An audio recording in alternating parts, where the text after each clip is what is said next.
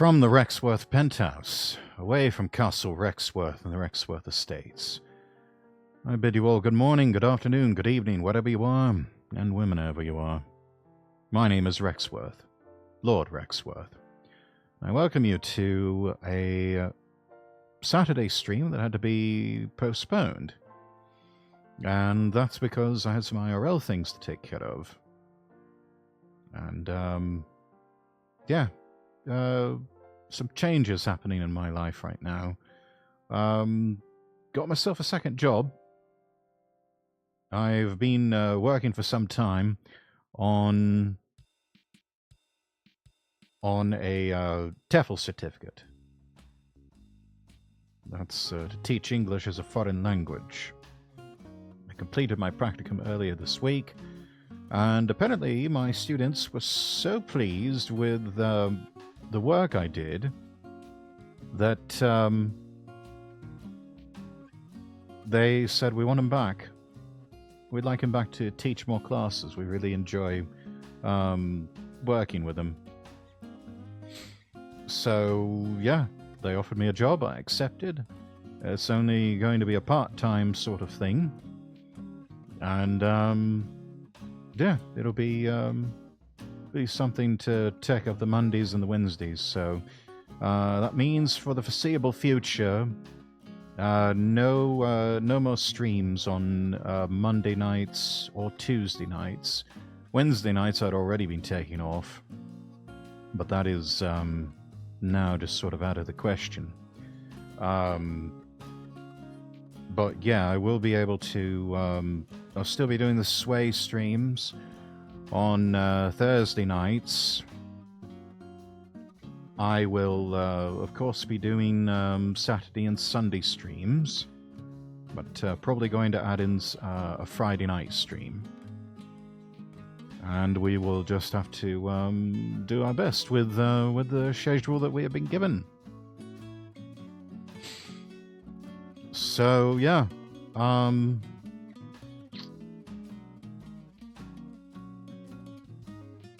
That's where we're at. That's where we're at on that. So, little extra money is always a good thing.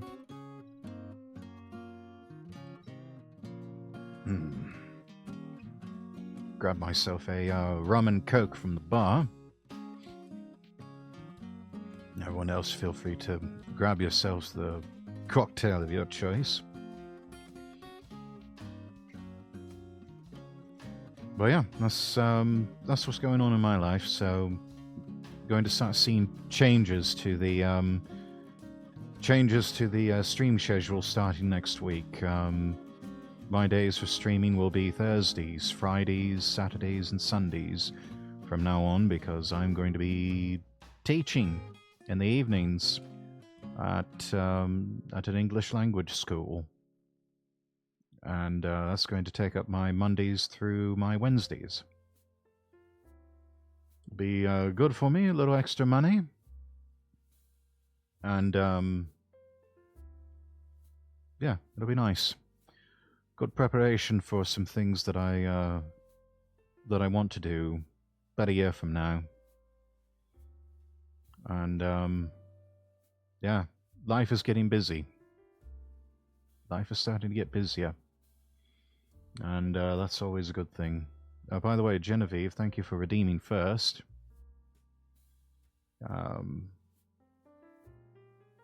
But yeah, those are the changes that are going on with me IRL.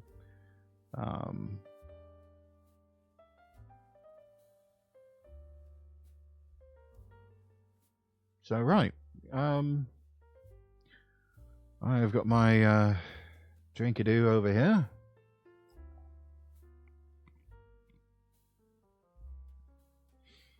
Let's go ahead and why don't we do some video reacts, eh? Let's do some video reacts.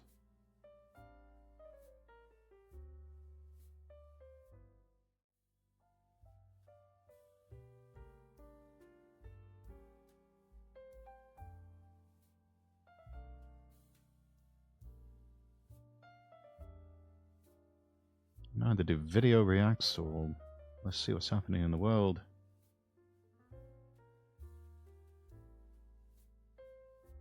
Not really seeing anything very interesting.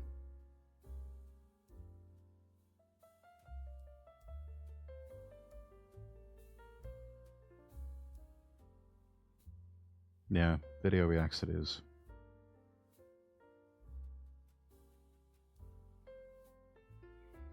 Let's see, let's start off with...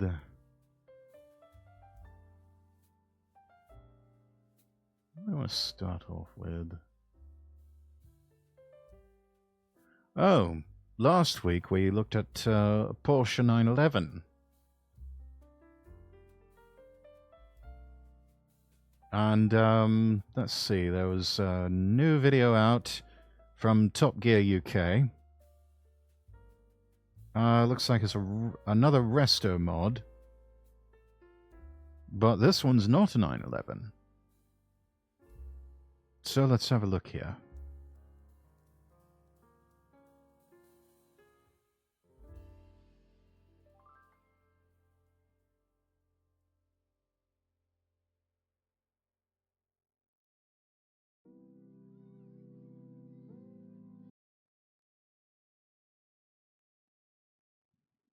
Let's see, browse audio enabled. That's good.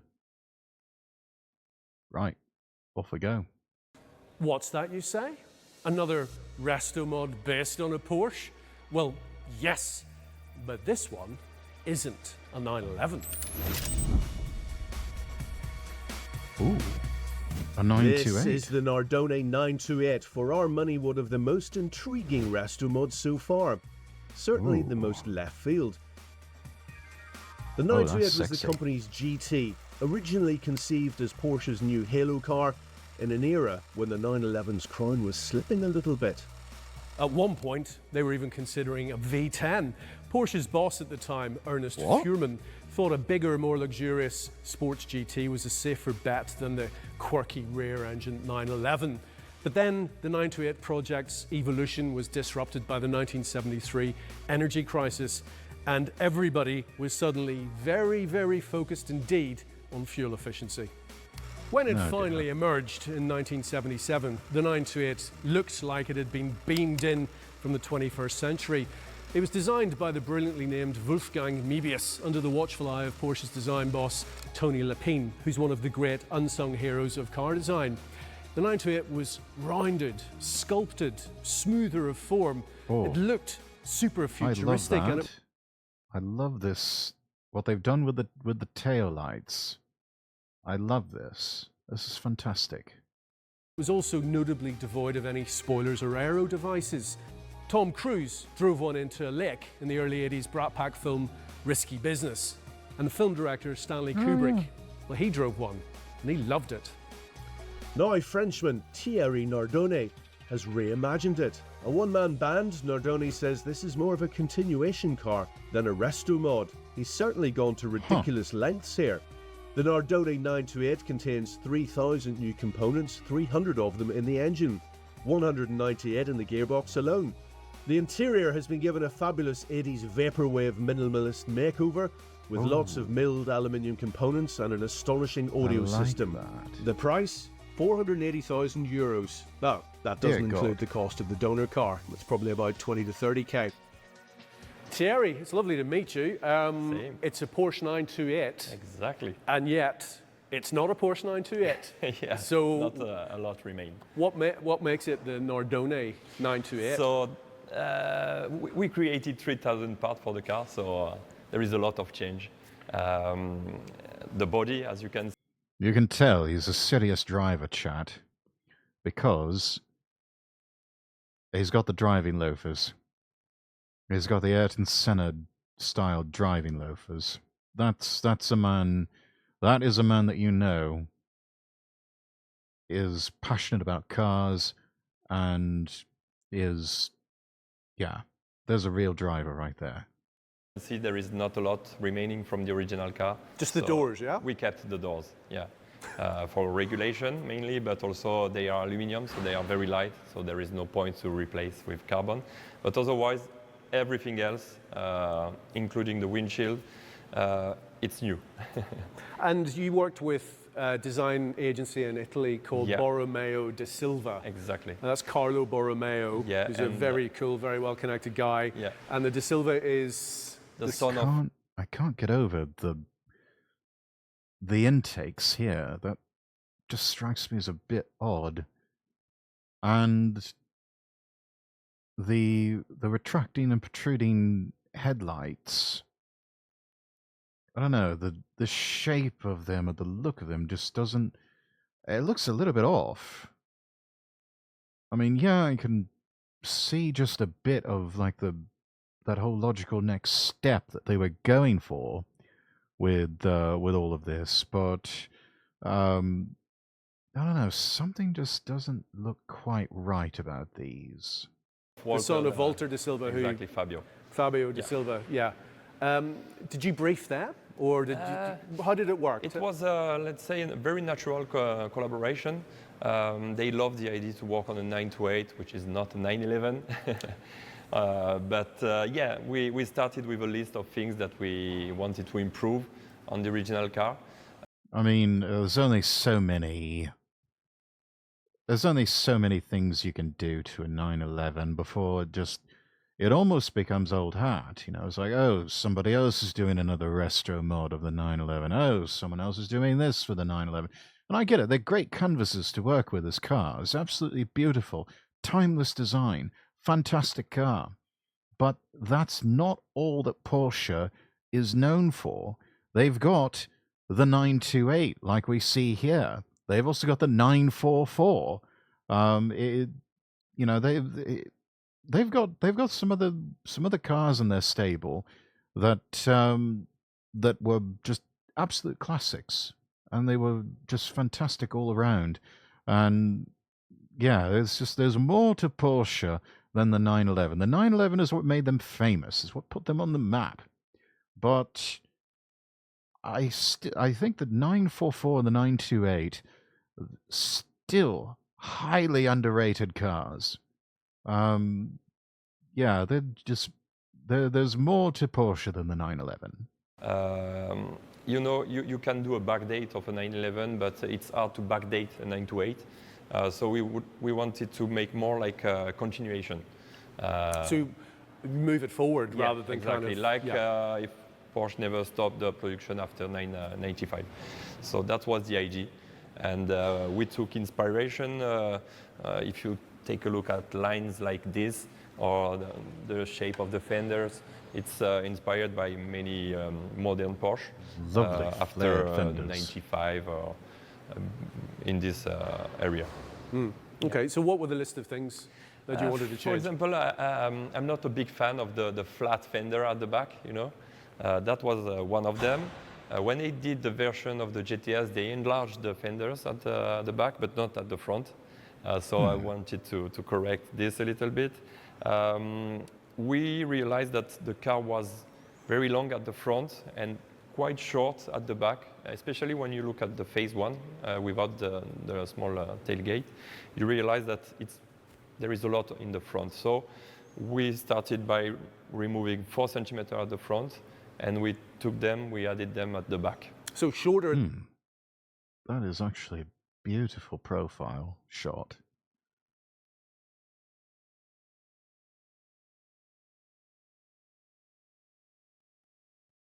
Yeah, that's gorgeous. I remember in the pilot episode to the television show Moonlighting, they had one of these cars. This was before they settled on the BMW, I think it was like an M6 or a 6 Series. And yeah, they had both Sybil Shepherd and Bruce Willis driving around in a red one of these.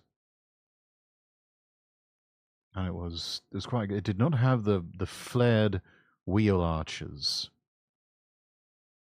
but oh god, that was a gorgeous car. And the way Bruce Willis, or the stunt driver, whoever it was, thrashed it about in that parking garage, that was amazing. At the front and longer at the rear. Exactly. So Droid, now welcome if you in. Look, the balance is better if you look on the side. And Foreshadowing. in my opinion, of course. But that's one of the little change we made. We did also we changed the curve of this glass here. Usually it's more like this.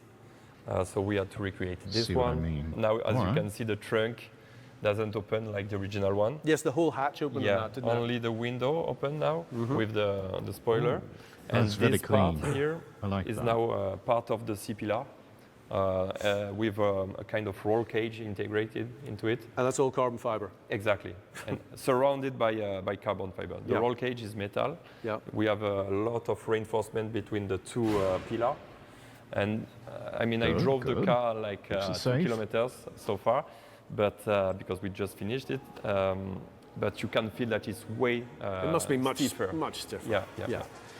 The suspension has been reconfigured with new upper and lower hubs, front and rear, a bigger bearing and Do you like custom those matching bushes. wheels? The brakes are bigger too, and they're supplied by Brembo. The donor car's steering rack was deemed too Gold long, standard there. so that's been shortened and re-engineered for more directness. I'm definitely seeing the Steering rack was deemed too long, so that's vaporwave aesthetics going on here.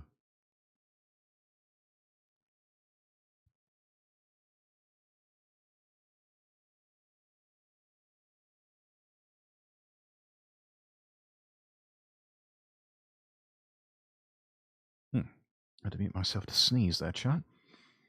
But yeah, definitely seen the vaporwave aesthetics going on here.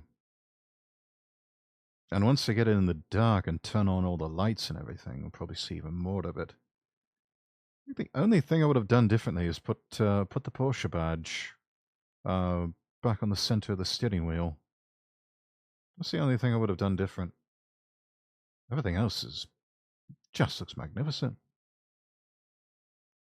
been shortened and re-engineered for more directness, for improved sensation and likely a more positive front end. The wheels are new too, following failed experiments with period-correct BBS alloys and Porsche items. Nothing would fit, so Thierry designed his own, inspired by the 928 S4's wheels and 80s turbofan examples.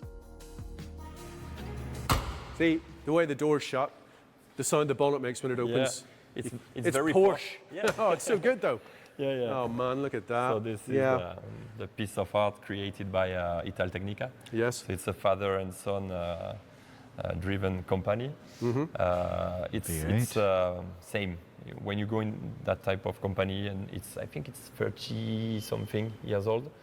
The father used to work a lot with Jean Todt back in the days, and with Maserati, with a lot of famous brands.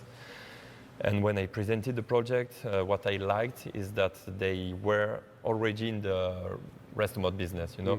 So when you look at this plenum, for example, was something. First, we needed to modify completely the plenum because we tested it and the airflow was not good at all to make more horsepower with the original. This is just the right amount of carbon fiber, I think. Anything more than this would be just too much. So we recreated a new one, but you can recreate. But here it's a piece of art. It's the shape matched perfectly with the shape of the car. So the donor car's engine was what, the 5-litre V8? The 5-liter V8, Putting out originally cross-plane crankshaft. Yeah. So it sounds like an American car, a muscle car. Now it sounds like a NASCAR.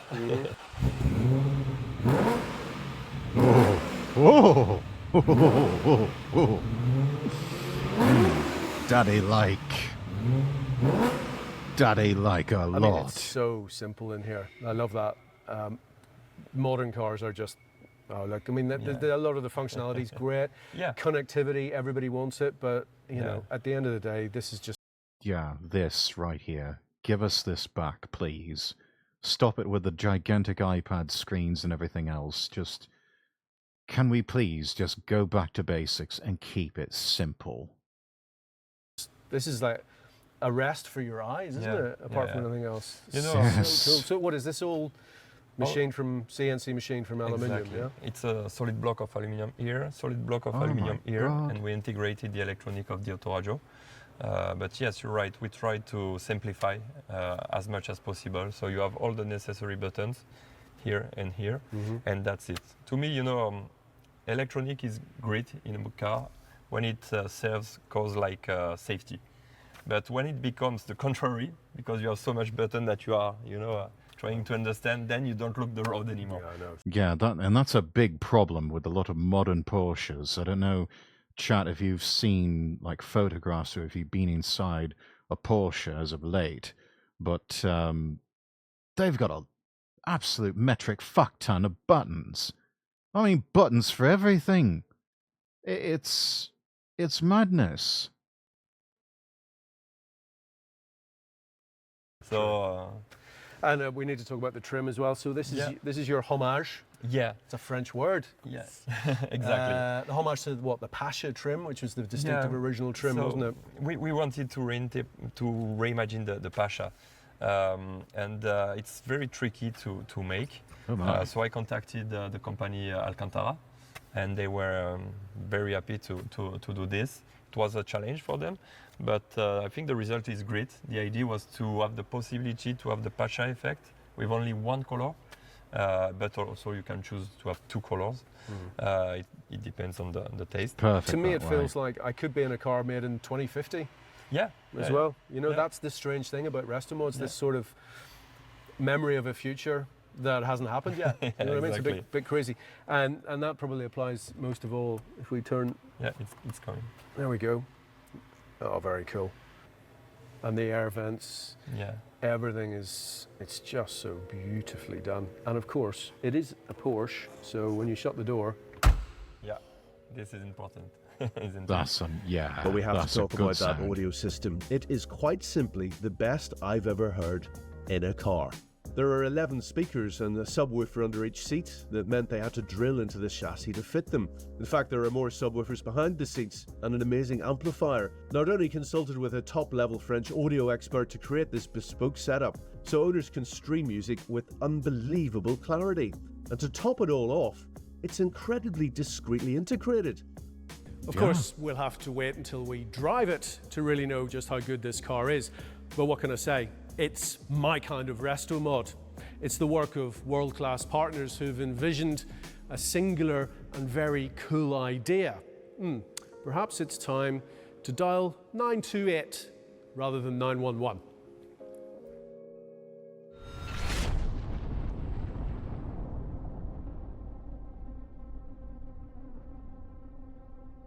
Love that. That is a fantastic car. Love it.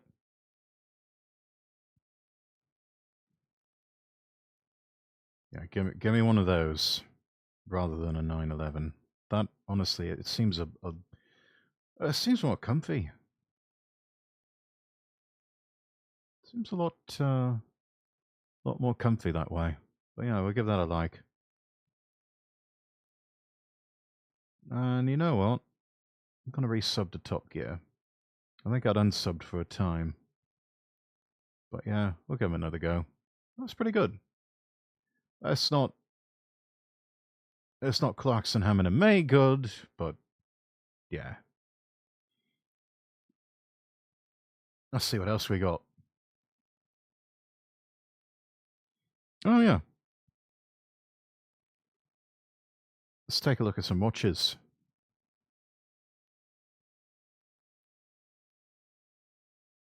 This is from Just the Watch. It's like Seiko's got a new Samurai. So Seiko just released a mini version of the Samurai. Kind of. This is actually a much different watch than the original Samurai, but it certainly does carry over a lot of the same stylings. But the whole design has been refined, everything is sleeker and slimmer, and the case size has obviously been reduced down to 41.5 millimeters, which is going to make it much more manageable for people who like smaller watches or have smaller wrists. I have to say, I love the vintage Japanese watch adverts he's got in the background here.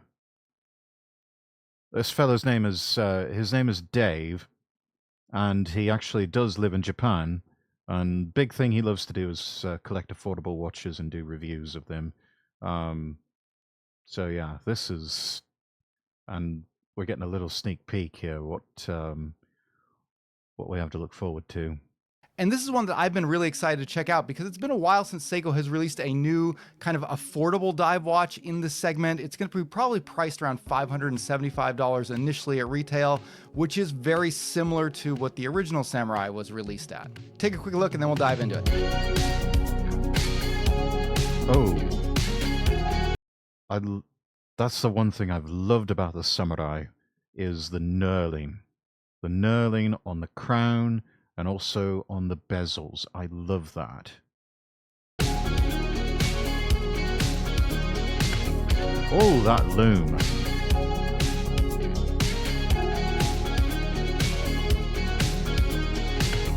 Hey guys, welcome back to Just the Watch. My name's Dave. I live in Japan and I love to collect affordable watches. And today we're taking a look at a watch that comes from Seiko, which is obviously based here in Japan.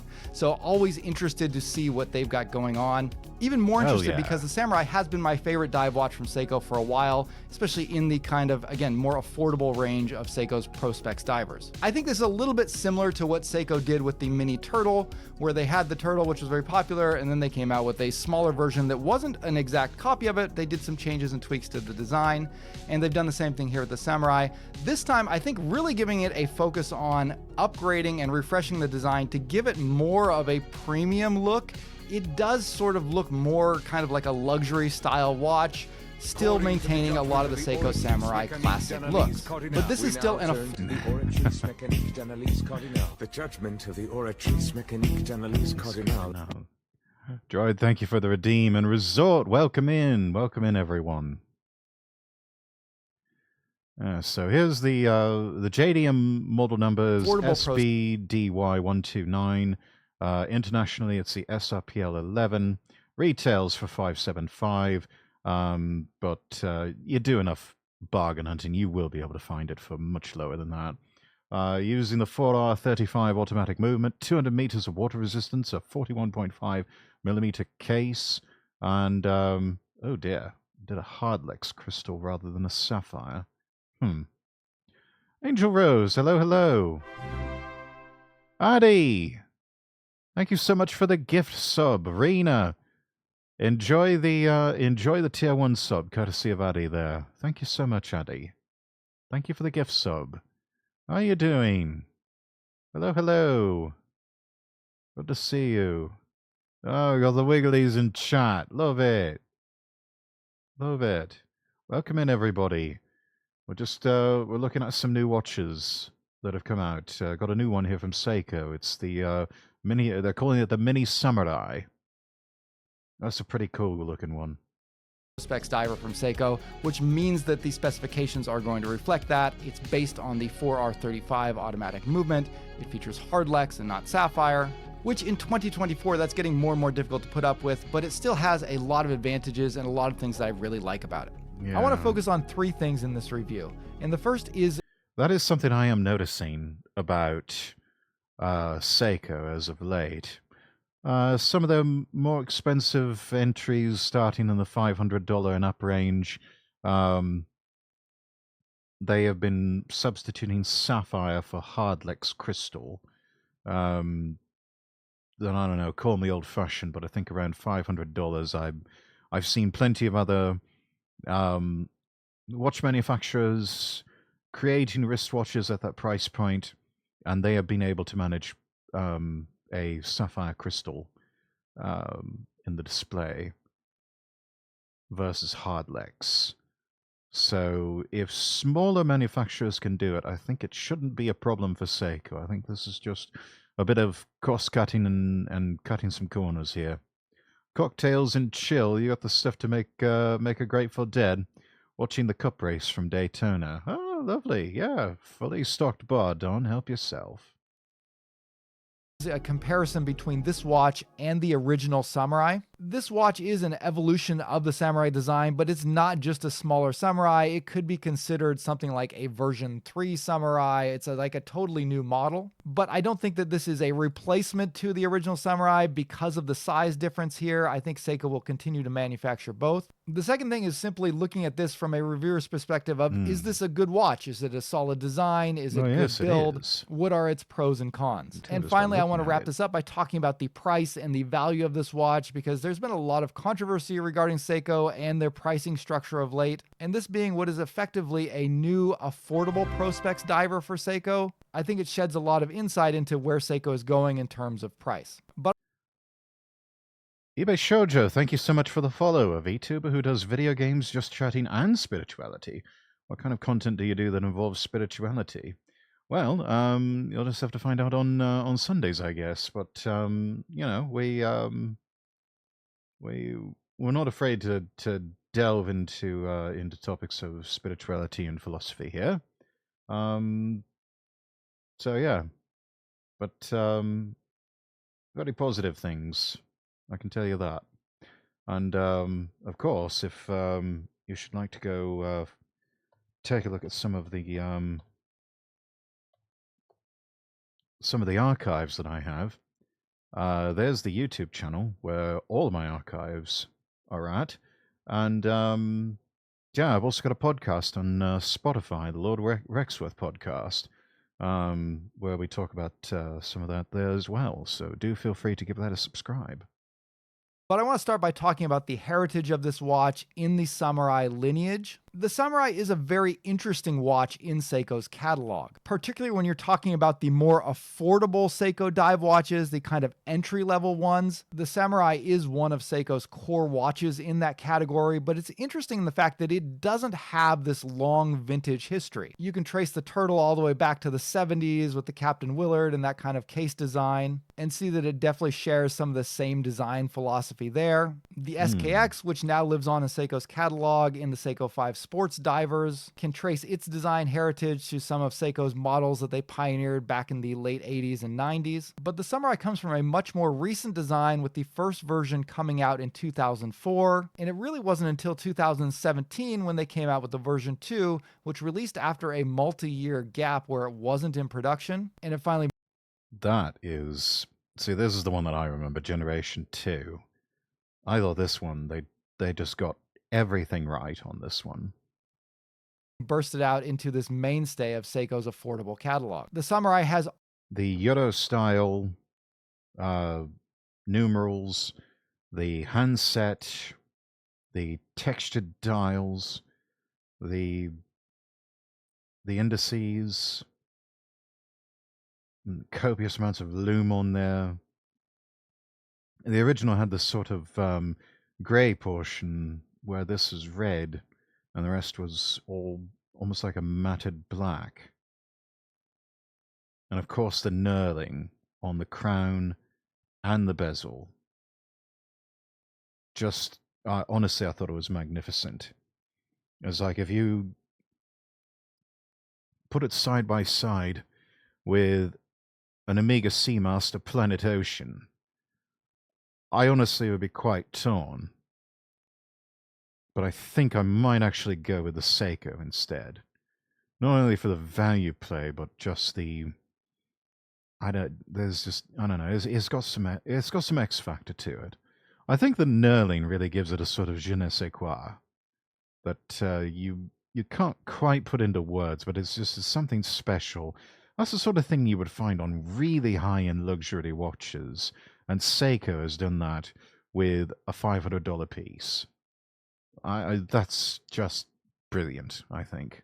Always been characterized by a very angular case with sharp, aggressive hands and a unique original design that is pure Seiko. And Seiko's ability to come up with new watch designs like this that are not rehashing the design work that other bigger brands have done in the past is, in my opinion, one of the most attractive things about Seiko as a watch brand. Now, obviously, in recent years, the bulk of their watches and releases have been evolutions or reissues of watches from their own past, with the watch we're looking at today being another example of that. But these designs belong to Seiko. They're a part of Seiko's history and heritage, and they have a respect for these designs and an understanding of these designs that's far deeper than any of the other brands out there that are copying them. And I think that's something that you really see on this new Samurai. Because like I said, this is not simply taking the Samurai and changing something like the dimensions of it. This is a totally different watch. And yet it's a watch that has a clear design heritage in the Samurai line, in my opinion.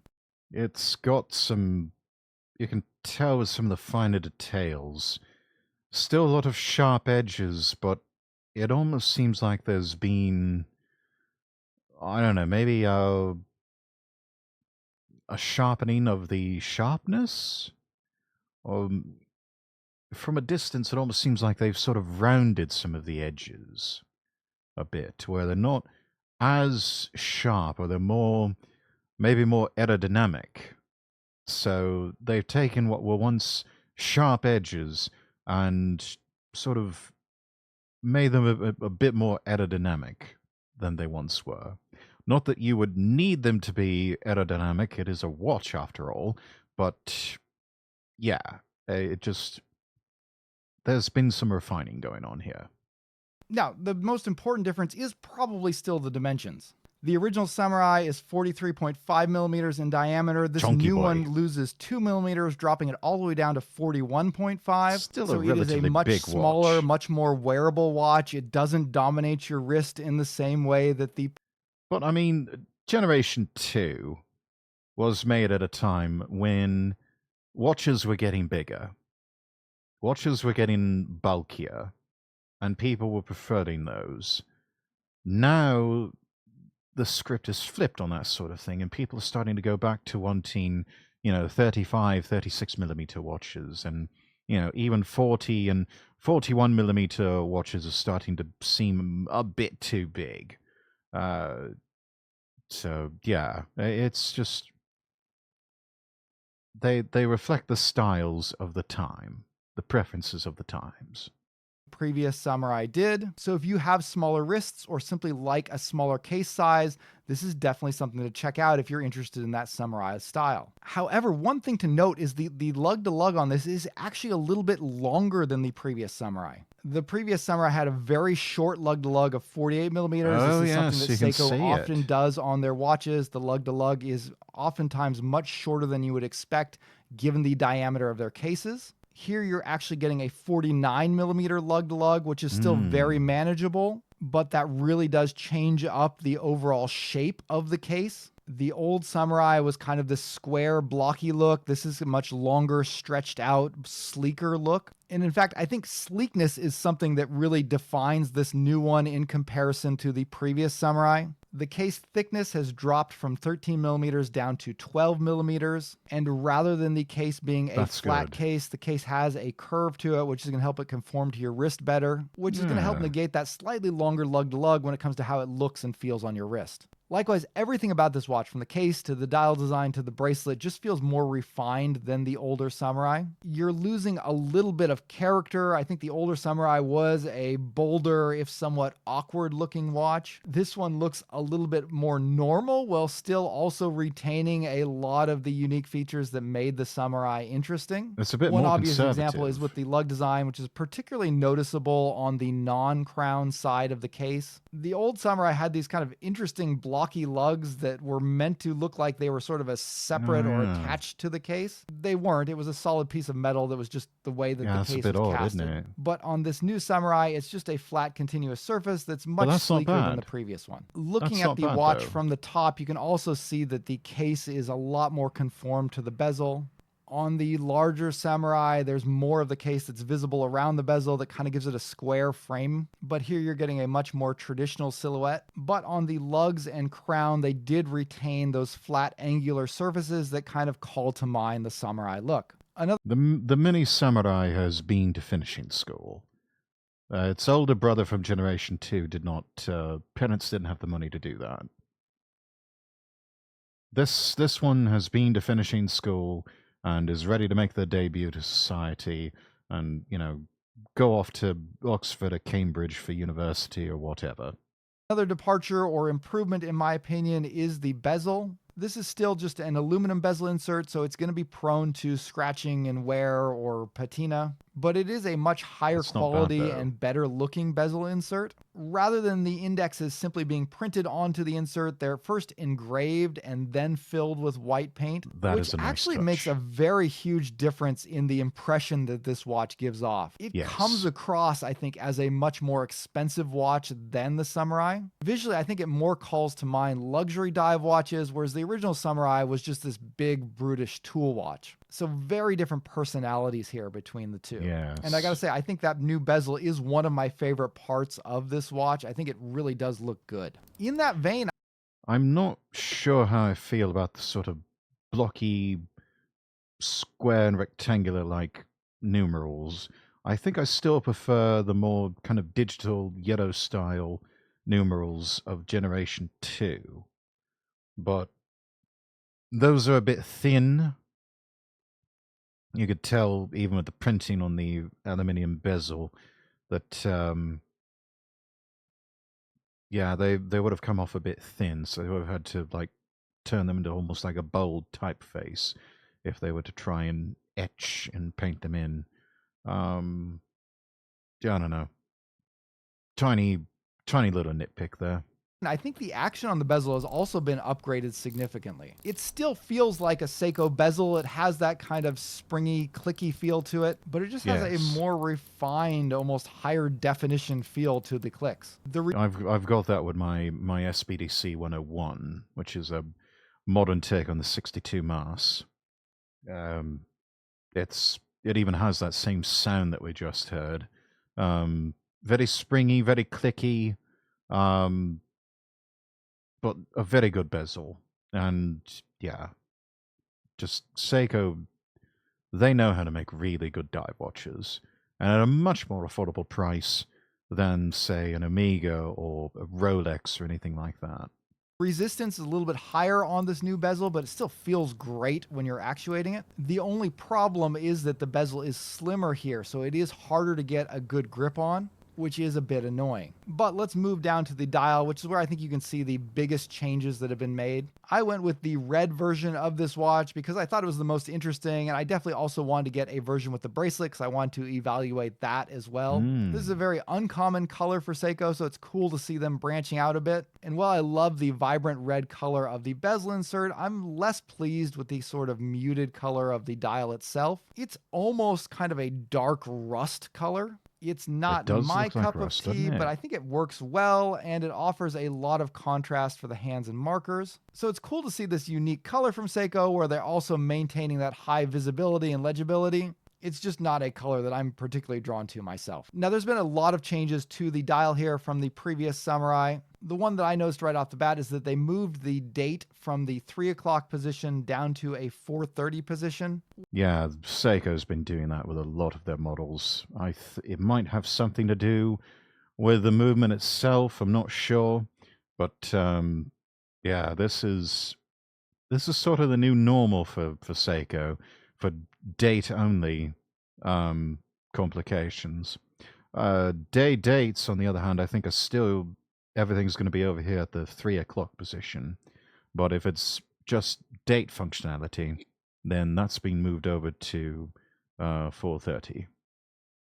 Which I'm sure a lot of people are going to have opinions about. I tend to be okay with 4:30 dates if they're done for a good design I mean, purpose. it's all right. And the nice thing here is that by moving the date away from one of the markers, you can have all 12 of your markers on the dial. So It's hard to win with a lot of people because a year or two ago they had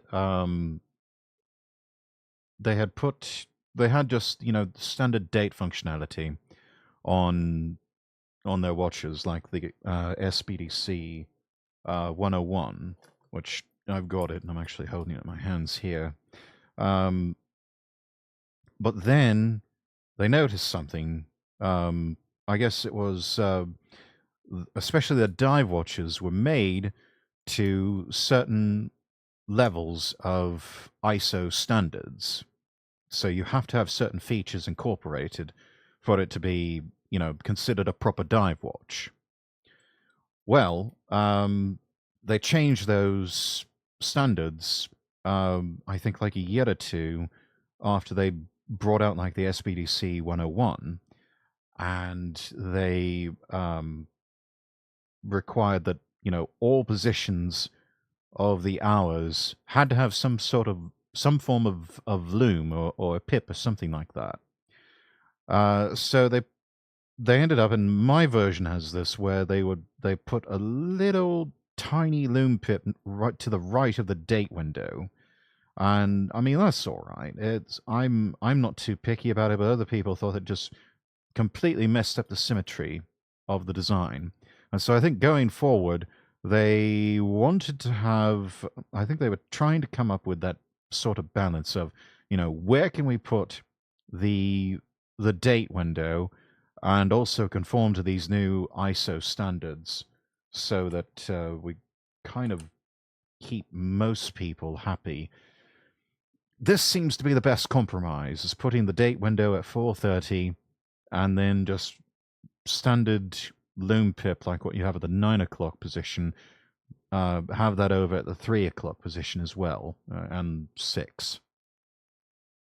So, I mean, you're never going to be able to please everybody, but, and there's some people that are just like, oh, I don't like it, it's too small, can't hardly see it. Some people are like, well, it's an odd position and just sort of, sticks out like a sore thumb, even more so. Right, whatever. Can't please everyone. So this is probably the best that they can manage, by people who get paid to day in and day out focus on design elements like this for a living. So yeah. So it allows those hour indexes to have perfect symmetry without one of them being replaced by a date. But then you've got this sort of awkwardly unsymmetrical placement of that date at 4:30. See, exactly. But the date is fairly small. It's done with a circular, unframed cutout. And while it's not color match, it's still a dark black background to the date wheel, so it's not that noticeable. It kind of looks like Seiko was trying to go with a clean, no date look while still giving you the date complication. And I kind of appreciate that because I'm one of those people that has to have a date on a watch. So yeah, that's another growing trend in the watch world these days. Is people are starting to prefer no date complications on their watches. You're starting to see this come back with even the high-end brands like Rolex, where they're making Submariners with no date complication. Whereas it used to be, I think it was fairly standard kit for many decades, where you got a date window. And you also had a magnifying Cyclops over it, with a Submariner. So it's sort of evolving with the tastes of the current era that we're in. I'll take a 4:30 date over no date any day. That said, I would have still preferred either a 3 o'clock or 6 o'clock date position. Another big change that you might not notice off the bat is that they've moved to a stainless steel rehaut instead of a printed chapter ring. Most of Seiko's affordable dive watches feature the minute printing on a chapter ring. Here, those small ticks have been moved down to the dial itself, which allows for a brushed silver chapter ring to be included.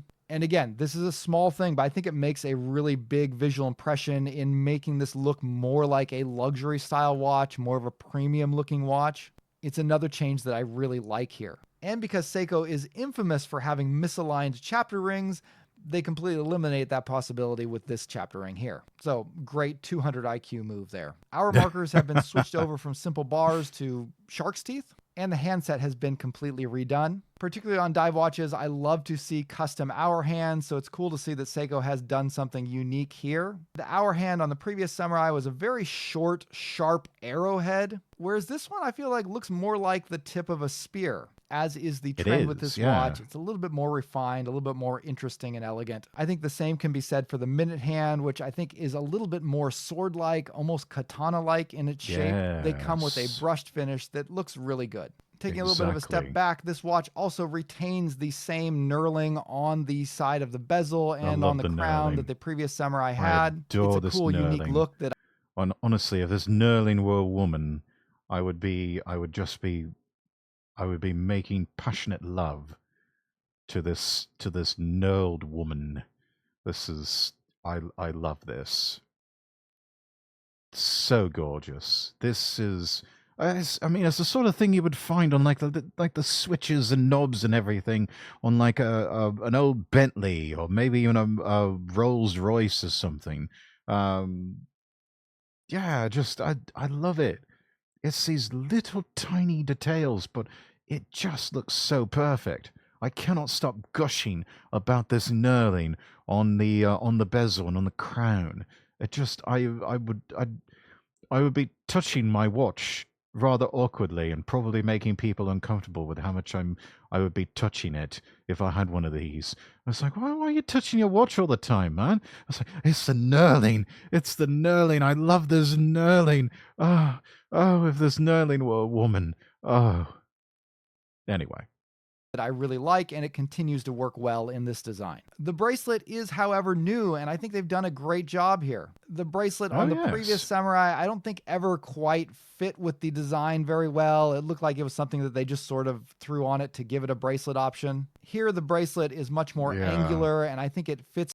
That's the thing with a lot of Seiko bracelets, is very often they have been afterthoughts. A lot more has been put into the actual, the watch casing itself, but the bracelets are very often an afterthought, to the point where you're almost better off just going and getting some sort of second-hand or third-party bracelet or, a strap or something like that. It's the theme of the watch much better. It seems like it was made for this watch, and that's particularly evident in the excellent end links. These really fit the watch well, both from a design standpoint with the angles that are employed and the way that they flow from the case down to the bracelet. Lovely. These are solid end links. The bracelet is a solid link bracelet. It feels very sturdy and very premium, much better than the bracelets than you get on the Seiko 5 Sports models. However, the clasp is basically the same clasp that came on the previous Samurai. It's made out of stamped metal. It's not particularly premium. However, it is extremely functional, very comfortable, very well built, and it does include a dive extension. Would have been nice to see an improved clasp on here, just like it would have been nice to see Sapphire, but this is still a watch from Seiko, so Hardlex it is. Now, one concern with the Hardlex crystal on this watch is that unlike the previous Samurai, rather than it being recessed under the bezel, the crystal actually rises up slightly above the bezel, which is going to make it a little bit more vulnerable to picking up nicks and scratches, especially if you happen to set the watch face down. And that right there might just be the biggest deal breaker for a lot of people, particularly when we start to talk about the cost of this watch, which looks like in the US is probably going to retail for around $525. But as with most Seiko watches, we'll probably see that price settle a bit on the gray market. But this is a... Yeah, $525 to $575. At that price point, I would want a sapphire crystal glass. Not a Hardlex. I think that's a big miss for me. That would not. I would take a few marks off for that. Brand new release, so it's still hard to predict exactly where it's going to wind up. All right, so I think that covers the main comparisons of this watch to the previous Samurai. Let's take a little bit of a step back and talk about how it functions just as a watch in general. From a design standpoint, not related to the original Samurai or anything, I think this is a great looking watch from Seiko. Again, I think this is an original design, something that is fresh, that doesn't call to mind other watches from other brands. And while this watch continues to fit right in Seiko's entry-level Prospex line in terms of specifications, still featuring the NH35 movement and again that Hardlex crystal, the refinements to the watch, especially taking into account that bezel with the engraved markings, and that brushed metal chapter ring really give this a more premium look. So if you're looking for a watch from Seiko that is both cool and competent, I think this is a really attractive offer. I'm really happy with the design of this watch. On the technical side of things, one of the most important things to keep in mind is that this is a certified dive watch, which means that it has been tested to work up to that 200 meters. This does incur a significant cost to Seiko, which is why most brands don't go through with it. But in my opinion, having that peace of mind of knowing that the watch has been tested and verified to work to its stated water resistance is better than things like helium release valves or crazy 1,000 meter water resistance ratings on watches that haven't actually been tested to those depths. Let's move on to a couple of cons, at least when it comes to the technical aspects of this watch.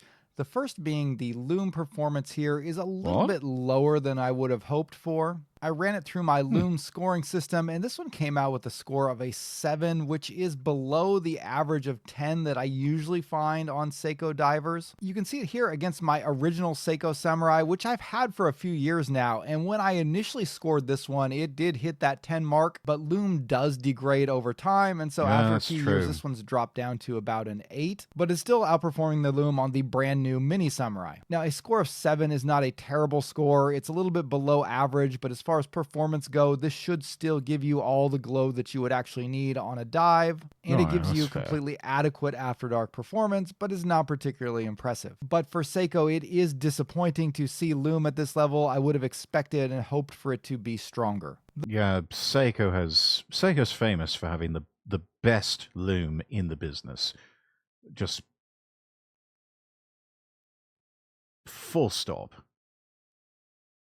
They just for some reason they have that magic formula of just the brightest and the longest lasting lume, and you get into sunlight and then all of a sudden you go into a dark area and it's just going to keep on lasting.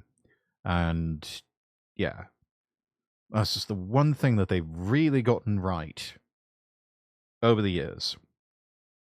So that is rather disappointing to hear that they're starting to, it seems like maybe they're cutting corners even with that. I don't know. That's a bit sad, really. The more worrisome aspect about this watch is that there is a significant amount of dust under the crystal, which is just unacceptable here. And this is particularly true because this is the JDM made in Japan version. So you would have hoped that if Seiko was doing things in country, they would have done a better job at quality control. And here's the other thing, chat. JDM watches, they don't fuck around.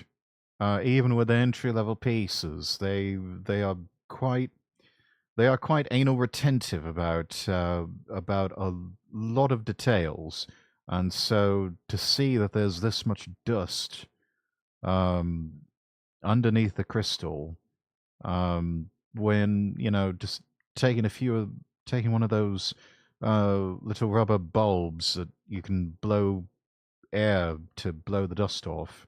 Just a few more squeezes of that, and that would have done the job. That's troubling. And I've had a lot of Seiko watches. Most of them have not had quality control issues. Still, Seiko has become known for having issues like this. And so when you see things like this, it really does stick out and confirm that reputation that Seiko has unfortunately been getting in recent years. Okay, let's move on to the third and final thing I wanted to talk about, which is the cost of this watch. Based on the components of this watch, the Hardlex crystal and that 4R35 movement inside of it, this does put it in Seiko's entry-level range as far as dive watches go. They're more premium, and mid-level dive watches will have sapphire crystals. You'll get things like 6R movements. So the components definitely put this in the same category as the original Seiko and as the Seiko Turtle. But you are seeing an increase in price over those previous models, which are still available. Here in Japan, the retail price is listed at 83,600 yen. I pre-ordered mine on Amazon at a discount. And as far as prices in yen go, that's pretty high compared to Seiko's other watches, but I think that's also also due in part because the value of the yen is very low right now. Now, Seiko USA hasn't released a retail price, at least I'm not seeing it posted on their website yet, but I am seeing it listed at Exquisite Timepieces for $575, and this is compared to the retail price on the original Samurai being $525. So they're Yeah, I don't know. I might be tempted to go with a Gen 2 Samurai instead. Especially if you get that savings. You get the sapphire crystal rather than hardlex. Yeah, it's going to be a little bit bigger, but I don't know. I think this seems like the better deal. I don't know, it's just me. Even though everything else on this is good, but yeah, little QC issues and the hardlex crystal. I'm sorry, I just can't get over that. At that price point, I want sapphire.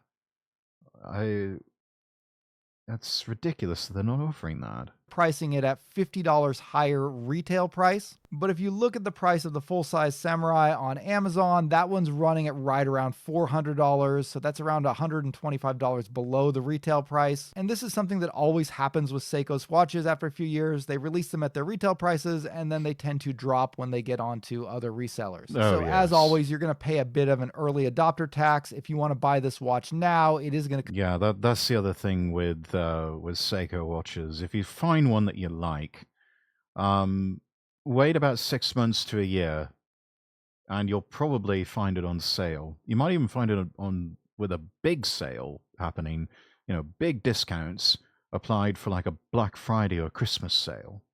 That was the case with my my SBDC 101 that I got. Normally that was about, I don't know, an $800 to $1,000 watch, and I had a big Christmas bonus that year, so I think I spent all of like $750 on that one.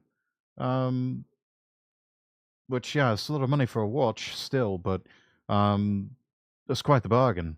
And got it from, I think I may have gotten it from a grey market dealer, so mine may actually be a JDM watch. I don't quite recall, but yeah, it was, it was a fantastic deal. come in at that $575 in the US, but wait a year or so and we might see this dropping down closer to $400 or $450. But no matter which way you slice it, this is being priced at above the previous Samurai. As noted, there are a few minor upgrades. The bezel's a little bit nicer with the engraving there. It's got that metal rehaut, but I don't think that these upgrades are enough to justify that price increase. No. As far as components and materials go, this is very similar to the original Samurai, and it's still being priced above that. But it's not being priced that much more above it, and I think because of the differences in this watch, particularly the size and the refinements, it's still going to be an attractive option for a lot of people. If you're a fan of Seiko, people are going to criticize this price because it does not have a sapphire crystal. They're going to complain about the lack of milled clasp, and they'll point to micro brands and AliExpress brands that offer these features at a much lower price, which are all valid complaints. However, I do think that Seiko offers things that these other brands don't. The most important being the design here. It doesn't matter how well spec'd a watch is. If it's an ugly watch, you're not going to wear it. And a lot of people True. are not interested in watches that are direct copies of luxury watches that are knockoffs, or what a lot of people euphemistically refer to as homages. And for me, I'm willing to pay a little bit higher price to get a good original design. On the technical side of things, you also have to keep in mind that this is a professionally rated dive. See, I disagree in part on the whole thing about homages. When you learn about the little tricks that companies like Rolex play on the public, with their sort of artificial scarcity, and the whole just BS and unethical games that authorized dealers tend to play with prospective customers. I've seen that stuff. I've seen the undercover videos, and honestly, it pisses me off to the point where I was actually discussing this in VC with some people over at the Castle Rexworth Discord, and it honestly makes you want to go out and buy one of those homage watches just to spite them, and that's kind of what I've done with a couple of recent purchases of watches. And what I intend to do was some other future purchases of homage watches, because I can get all the things that I want for a much lower price. I'm just not getting that particular brand name on the dial, and I'm okay with that. So yeah, it's almost the things that some of these luxury brands do. They start to make their own case for homages, clones, and for just straight up piracy at that rate, because they're not treating the public very well. And I think the idea of, almost encouraging that behavior with authorized dealers of, well, we can put you on a waiting list, but if you were to buy a few other items, we might be able to bump your name up on the list a bit. Yeah, that sort of pay to play type thing is like, no, it's a fucking watch, man. At the end of the day, it's just a watch. And I'm either going to walk out of your boutique with the watch that I want, or you're not going to get my business.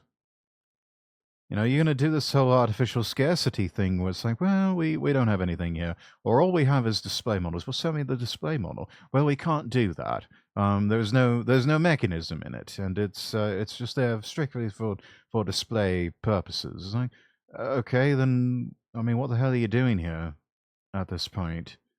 You're just there to collect money and try to entice me to spend more money than I may have, and blow it on a whole bunch of other frivolous items and extra inventory that you were, stupid enough to stock too many pieces of, all to, and at the end of the day, it's just trying to get more money out of you.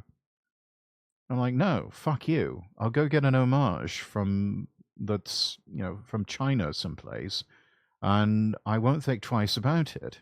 And I might just do it just to spite you, because I personally believe what Rolex and companies like them are doing is just entirely unethical and just dishonest, and not a good way to conduct themselves as a business. Dive watch, which is something that most of those other lower cost watches don't offer. And I think that diver's rating does make this a much more reliable dive watch. It does give you a lot more peace of mind when it comes to the water resistance here. You can make the argument that a watch that hasn't been through water resistance testing that the ISO certification process gives you isn't a true dive watch, it's just a dive style watch. And so to me, this dive rating is an important part of the watch, and it does factor into my evaluation of its cost. So where I'm personally landing with this release from Seiko, I think at the full retail price, it's an acceptable price to pay, except for those quality control issues. There should definitely not be dust under the glass at this price, but as long as you get a clean watch, I think it's worth that initial price. If the price does drop down to around $450 in the next year or two, I think it will be a very good price for this watch. But possibly what I'm most looking forward to is them doing a kind of King Mini Samurai version where they throw in a sapphire crystal and maybe even an engraved ceramic bezel.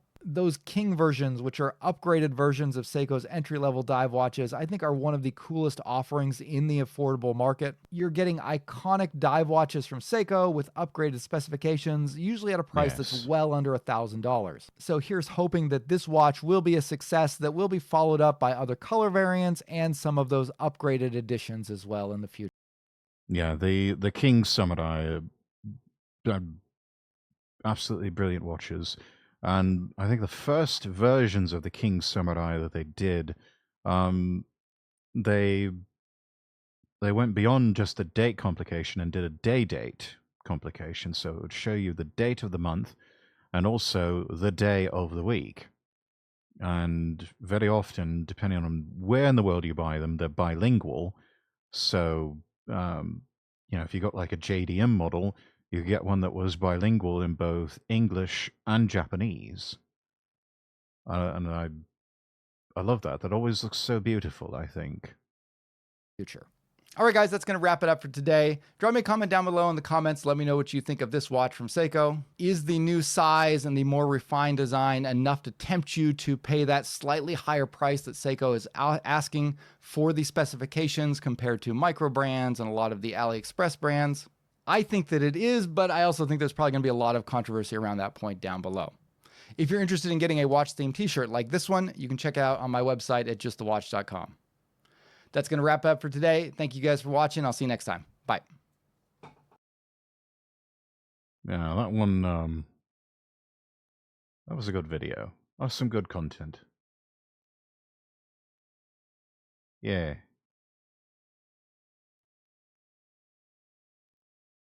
Let's see, do we have any more? Oh, here's a good example of homage watches.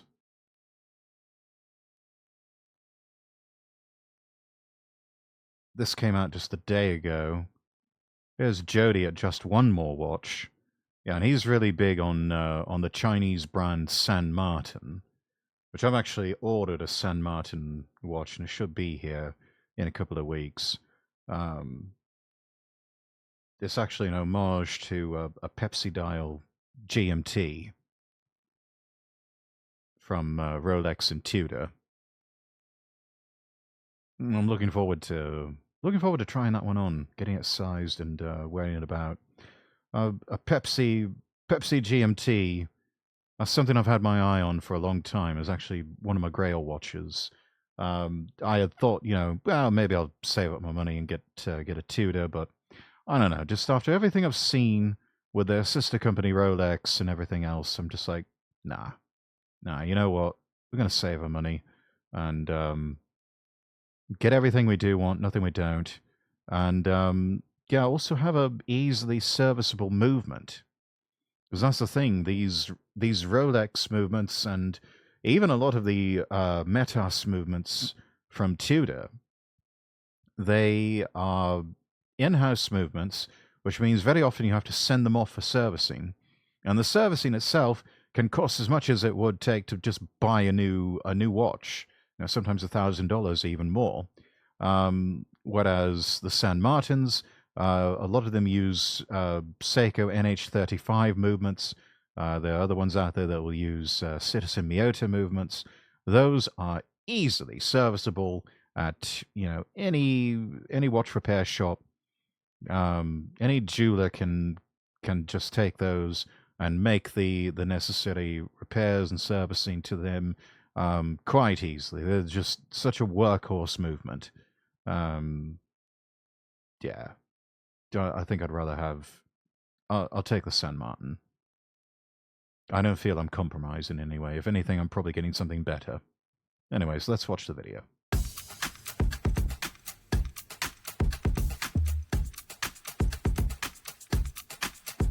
Hello and welcome to Just One More Watch. Hello, and welcome today to a top Jody. 5 San Martin video.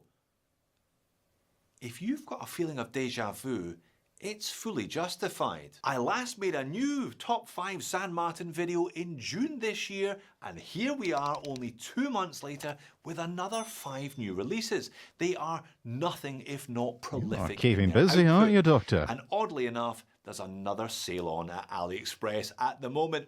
So if you're keen on picking up one of these watches, now is not a bad time to do so. You saw the pop-up? This video is sponsored by the San Martin official store on AliExpress. I will therefore leave links to all 5 watches in the order that I show them in the description of the video. I'll do little mini reviews of each one with pros, but also with cons. And it's the usual mix of originals, lookalikes, and original lookalikes, if you see what I mean. And if you don't see what I mean, you soon will. Let's get on with it. And let's start with Let's one go. of two quite similar watches on the list today, and a new version of what I think is San Martin's best original design. It's their SN0116 series, and they have just released two of what they're calling distressed versions. One is meant to look like a well-worn Pepsi dial, and Oh, that looks pretty. I like that. As far as original designs go, that is not bad. It's very conservative. It plays it safe, but honestly, that's not bad. I could be convinced to get one of those. I could quite possibly be convinced. and the other a decidedly sun-bleached black dial. Ah, okay. So they have the well, thanks. Welcome in. Thank you for the lurks. Now, so earlier you had, okay, you got the Pepsi dial here. They call it that because of the red and the blue, reminiscent of a can of Pepsi. Worn Pepsi dial, and the other a decidedly This one right here is what's frequently referred to as a root beer dial because of the brown and the black, sort of evoking memories of sarsaparilla or root beer. Which, you know, if you ever had root beer, that's what it looks like. Especially if you can find somebody who can do homemade root beer. Oh, that's a treat. Especially to do a root beer float. Oh. Anyways, enough about root beer. Let's get on with it. sun-bleached black dial. Both feature Fotina discoloration on the hands, the indices, the date wheel, and the minute track around the outer edge of the dial as well. Both are available during the sale for a very reasonable $279 US. That's really not bad. For a GMT watch that is also an original design, yeah, Seiko NH34 movement, 100 meters of water resistance, a sapphire crystal on the glass, not that Hardlex crystal nonsense. And you get some pretty cool Fotina retro design motifs and everything. Oh, yeah, that's really not bad. That's getting on the level of something like I mean, yeah, you could probably buy a smartwatch for that much, but I mean, smartwatches they got the planned obsolescence going on, don't they? So they're going to be one of those things that is just going to go dead on you after a while because the manufacturer won't support it anymore, or you know the battery's going to run dead on it and it won't hold the charge anymore. Well, this in theory passes on to the next generation. This will last you for years, decades even. A little bit of servicing, maybe once every 10 years or something like that.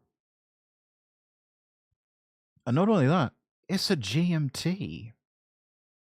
GMT watches up to the recent years, those have almost been exclusively reserved as luxury pieces.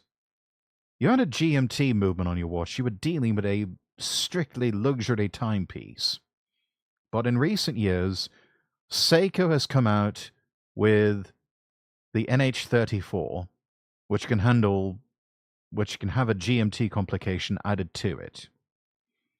Citizen has come out with a Miyota movement that is also capable of GMT functionality. Not only that, but it also has the jumping hour hand functionality. So it's a true traveler's GMT, not the office GMT like the NH34. And they're able to do these, and you are finding more GMT watches under $1,000. And in this case, you're seeing an NH34 Seiko movement with a GMT functionality for well under $500, actually under $300 US. For something that was once reserved as an exclusively luxury type timepiece that only the wealthy could afford to have, this is true democratization of luxury and of you know fashion accessories. Which, let's be real, that's what a watch is at the end of the day. It's not just a thing to tell the time; it's also to look good too. But just at that price, that's huge. That people don't realize how big that is. That we're able to get GMT watches under $500, even under $300. That's absolutely fantastic. They are meant to mimic the look of those famous tropical dial Rolexes from the 50s, 60s and 70s. If you're unfamiliar with these, they started out as regular Rolexes, but because of flaws in the paint that was used and the passage of time, some of them have taken on delicious chocolatey golden hues, as you can see here. They are highly sought after by collectors and will cost you a lot more than $279 US. Let's put it that way. SN0116 is a cracking watch. It has a slim and stylish skin diver style case with appropriately drilled lugs. The beads of rice bracelet used is also period correct. I do rather like that beads of rice bracelet. That is really nice. It's not quite mesh, but it's also not a carbon copy of the Jubilee band from Rolex. Yeah, it's just it's different. It's another one of those things. It's got a bit of an X factor to it, and I like that. The fly adjustable clasp is not. It's a nicely wearable 39mm in diameter. Thickness is only 12.5, which is pretty good considering the movement. Yeah, normally with GMT complications added in, it's going to add some thickness to the watches, and you see this especially with Rolex and Tudors. That they can, especially like a Black Bay GMT from Tudor. I've tried one of those on before, and it's a chunky boy. It's a very chunky boy, and yeah, but that's amazing the way they've been able to cut that thickness down. Normally, we're talking like watches that can be about 15 millimeters thick, maybe more. It starts to feel like a pretty thick hunk of metal on your wrist. And it's brilliant how they've been able to keep everything as thin a profile as possible. 12.5 millimeters, that is respectable. That is still your average sort of dive watch thickness, your sort of skin diver level of thickness. Anything thicker and you're starting to get into more deep sea and saturation diving. Lug to lug of 46.5, lug width of 20 won't be a disappointment to anyone either. The beads of rice does taper down to 16 and back up to 18 at the clasp. As sized for me and my 7-inch wrist, it weighs 125 grams. Water resistance is 100 meters, crystal is vintage style boxed dome sapphire, and the movement is a Seiko NH34 GMT 4-hander. I stress again just how good San Martin watches are, just how well made they are, how perfectly they're finished, how nice they feel in hand. You really have to spend over twice this much before you start getting a product that's actually any better made. Moans and niggles. I don't think that it's one of those things where you'd best get in and take advantage of the arbitrage while you still can, chat. Because I don't know if San Martin is going to remain this cheap forever. A few years from now, we may be dealing with watches. San Martin is a Chinese company. All of the watches are made in China. But we may be dealing in future years with watches that once were about $250, $300 US. Now they've gone up to about $400, $500. Something in that price range. I don't know if it's going to stay that way forever. Just factoring in things like inflation and currency fluctuations. And not only that, but the popularity. San Martin, I think, have already jumped up in price a bit. Whereas other companies like Pagani Design, you can still pick up a watch for about $100. I actually got a Tudor Ranger homage from Pagani Design, and that was about what I paid. I think I paid by $120 or something like that. A little extra for shipping. But yeah, maybe it was taxes. But yeah, that used to be the price point for San Martin watches just a few years ago, I believe. But they have really upped their game. But it's one of those things where increase in quality subsequently increases in price. Codesart, welcome in. Thank you for the hydrate. And thank you for the stretch. About this one, well, I've never been convinced that the hand proportions are quite right.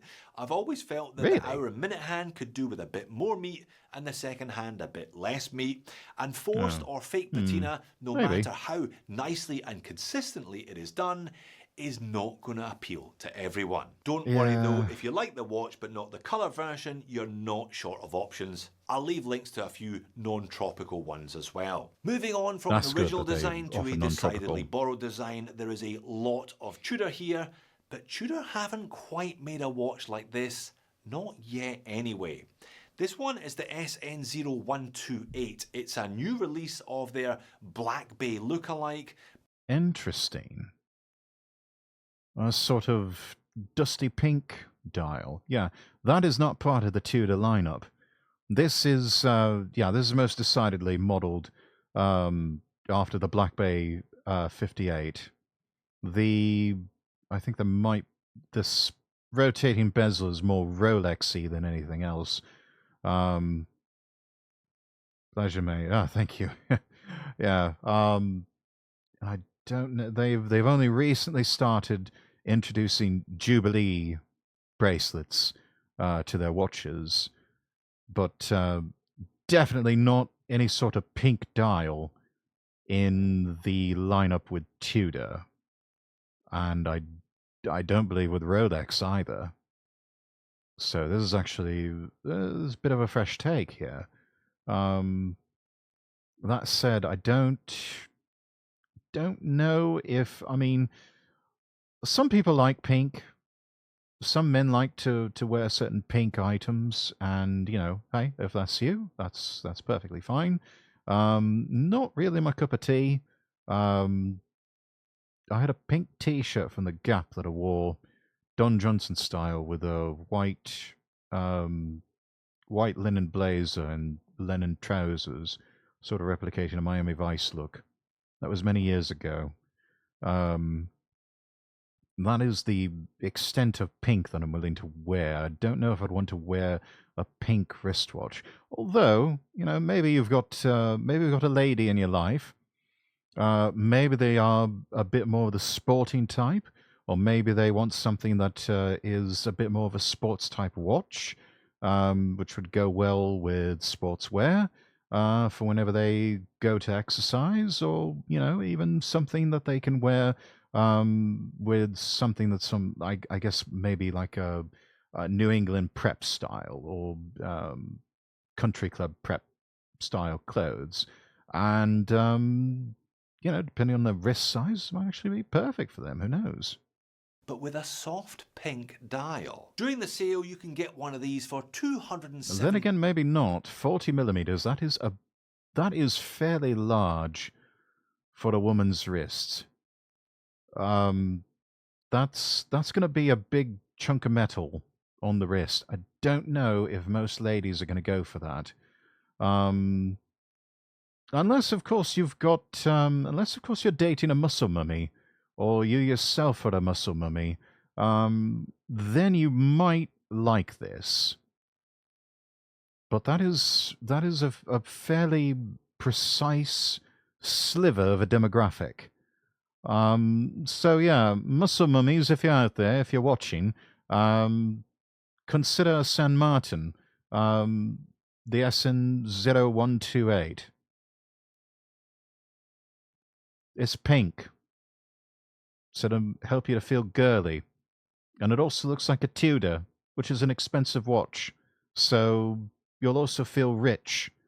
But as you can see here, you won't have to spend a fortune in order to have it. So yeah. $19 and a few cents. Tudor released a pink dial Black Bay chronograph at Watches and Wonders this year, about that. but as yet they haven't released a pink dialed three-hander. I'm sorry, we have to go back.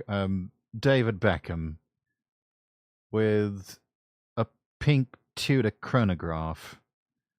I, nah. Nah, that's not it, mate. That's not it. Probably would have been better off going with the Panda Dial. Panda Dial being being white instead of pink, with the 2 black subdials. Yeah, that would have been better. I still want to get a Panda Dial chronograph. I saw a lovely Seiko one. It's solar powered and it's quartz. And if I catch it on sale, I can actually get it for under 500. Might still get it, I don't know. Depends on whether or not I opt instead for maybe one of these homages to a Daytona or a Tudor Black Bay Chrono. I don't know. I have to think about that. Watches and wonders this year, but as yet they haven't released a pink dialed 3-hander. Perhaps they will homage San Martin at some point. I've looked at this model a couple of times now with different dial and bezel combinations. It has the traditional Tudor slab-sided case, an unguarded crown and a coin-edged ceramic bezel. It also has an excellent Jubilee bracelet, a style that is only just beginning to filter through the Tudor range. And it's an interesting size. It's a 40-20, so 40mm in diameter, 20mm between the lugs, thickness of 12.5, and a lug tip to lug tip of 49, making it a little bit more substantial on wrist than the 016 we just looked at. The Jubilee is great though. It tapers from 20 down to 16, and it's the same clasp as before. In fact, Action Bastard, hello, hello. Good to see you. How are you? is the same clasp on 4 out of 5 of the watches today. Weight is 140 grams, double dome sapphire, 200 meters of water resistance this time, and it's a 3-hander, so it's an NH35. Now that does mean a ghost date position, but I'm not going to complain in a watch this nicely made.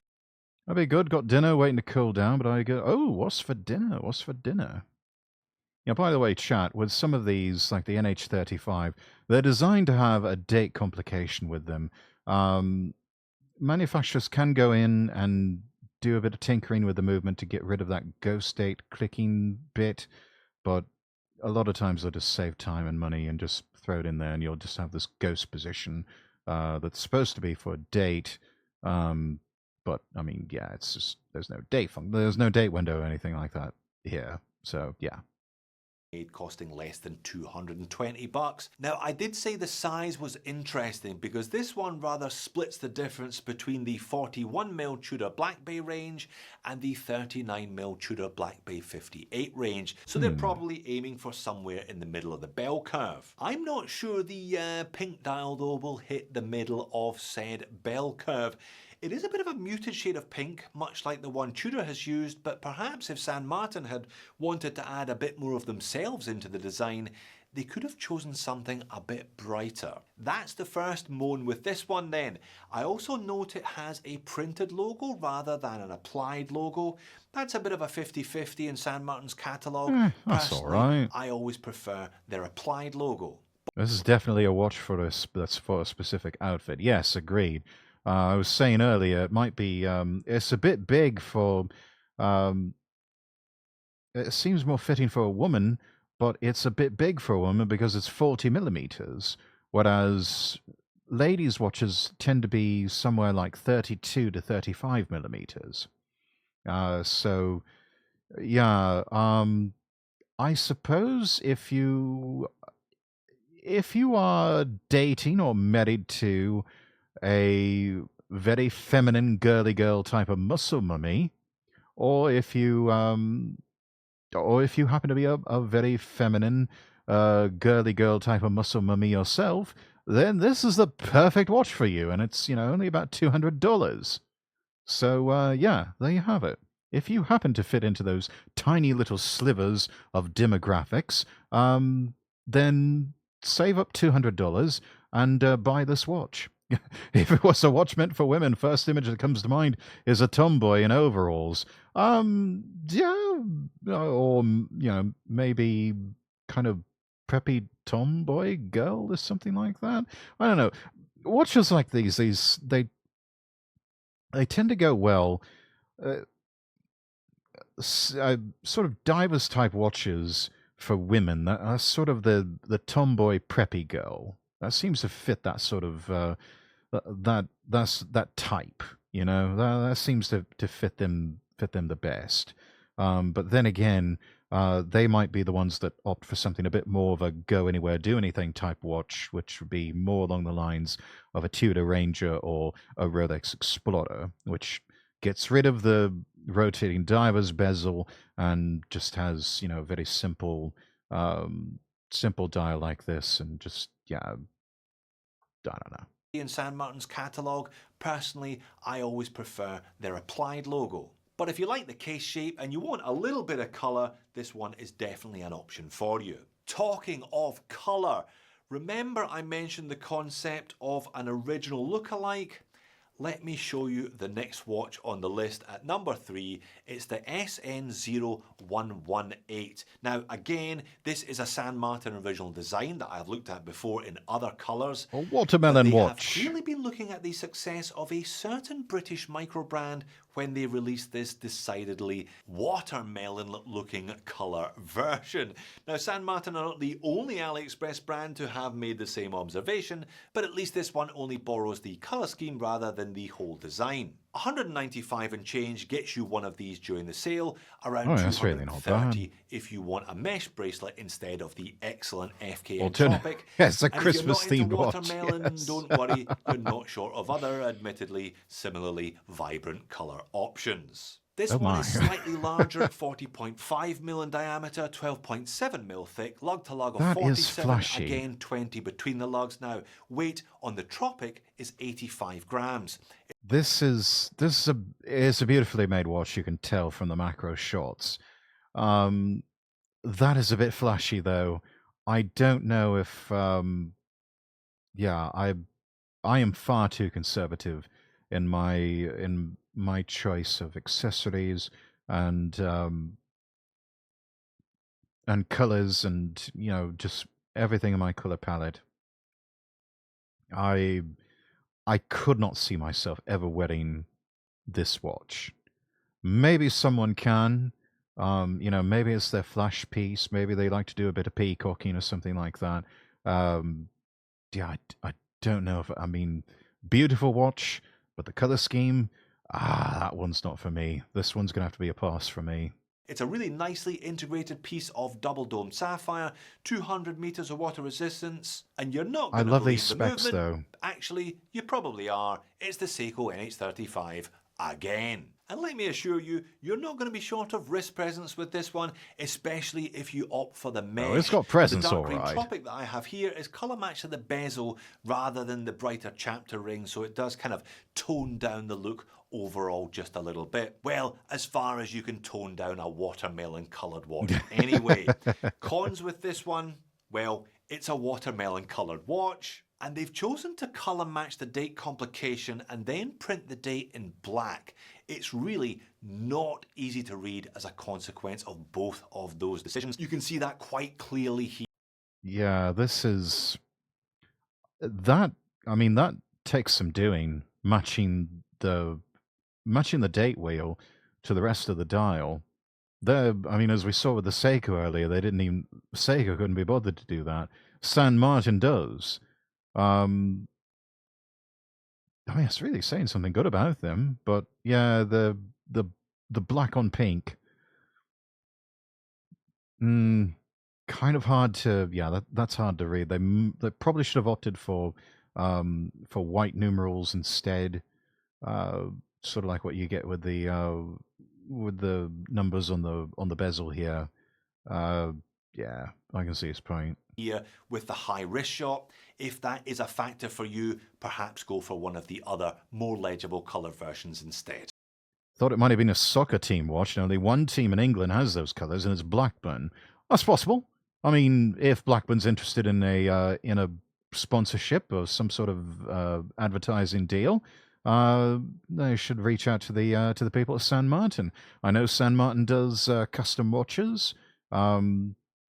So maybe they can do a Blackburn limited edition of this particular watch.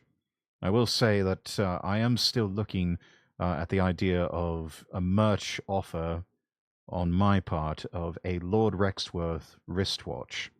I had considered a much higher priced and much more limited edition type watch from Christopher Ward, but we are talking about probably limited to 25 pieces, and they would have easily have been anywhere from $750 to $1,000 US.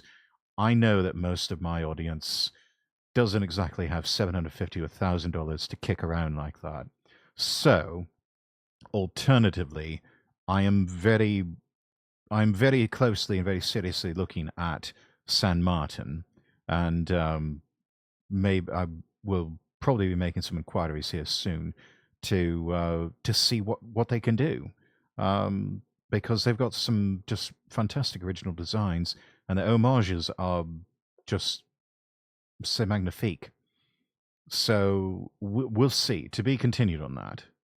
Next up at number 4, it's a bit of a bitzer. It's a new colour version of their SN0053. Now, the Ultra Edition needs to come with some 007 features. Maybe something like a built-in flashlight, or a grappling hook that comes out of the crown or something like that. Yeah, we'll have to get the boffins on that one. All the boffins from Q Branch. This is interesting. Taking some Rolex nods, and then I'm not sure where this handset is coming from, but it does look lovely. Perhaps you can tell from the nomenclature this is an older model, but they've just launched 2 new versions, one with a Sunray blue dial with silver hands, and one with a Sunray brown dial with gold hands. They are both priced the same though, that price being $225 US during the current sale. Now, I call it a bitzer because there's a lot of Tudor in here.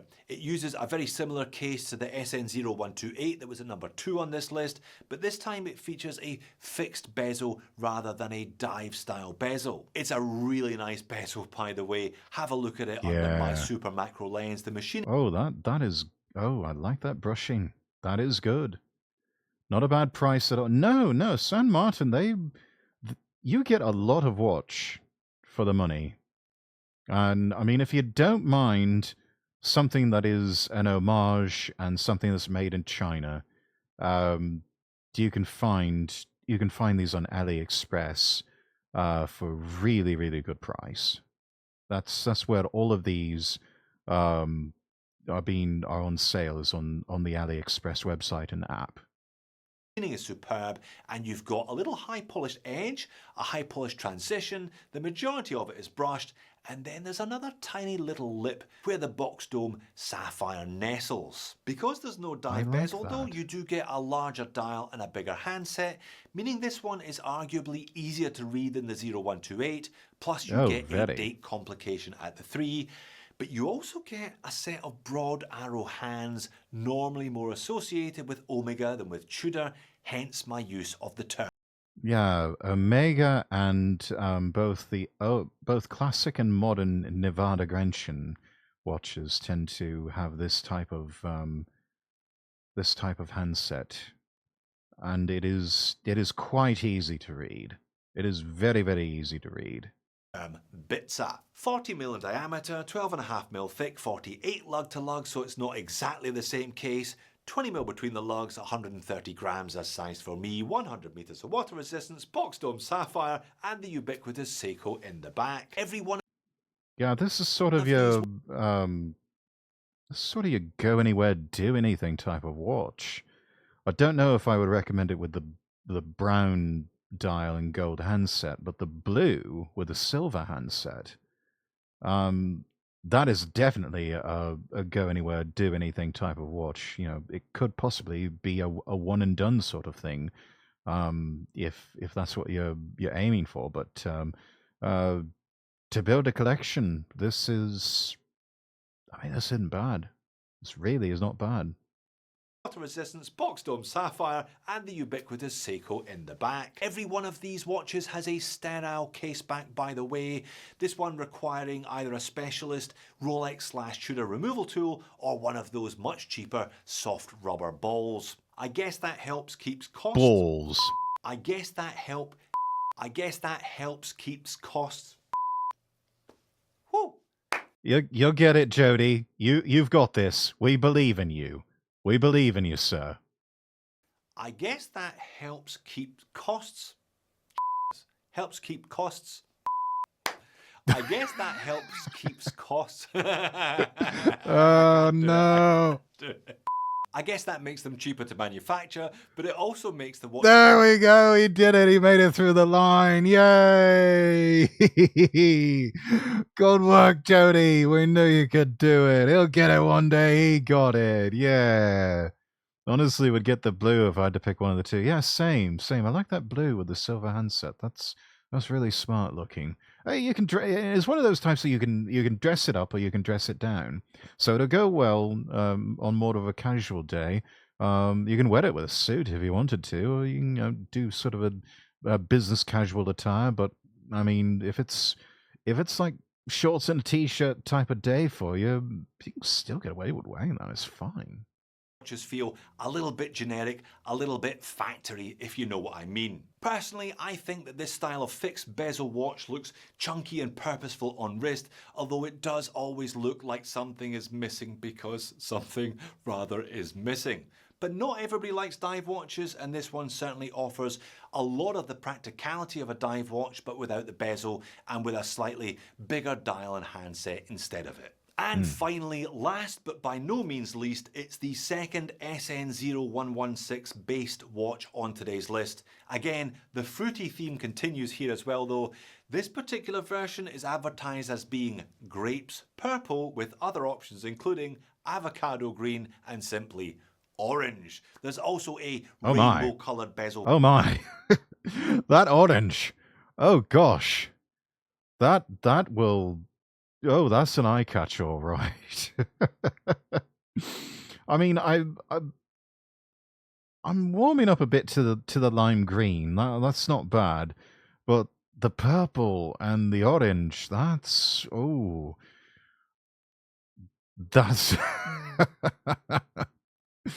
those are yeah, those are interesting ones to be sure. Yeah, not for me, but I mean, if you want a flashy color in something that's maybe a bit more vintage style, there's your watch, whoever you are, and not a bad price either. So if you fall in love with it and then fall out of love with it fairly quickly, well, you're not going to be out very much, are you? Version with a lime green second hand if you want to. Oh, and then there's the rainbow one. There's the rainbow, the multicolored bezel.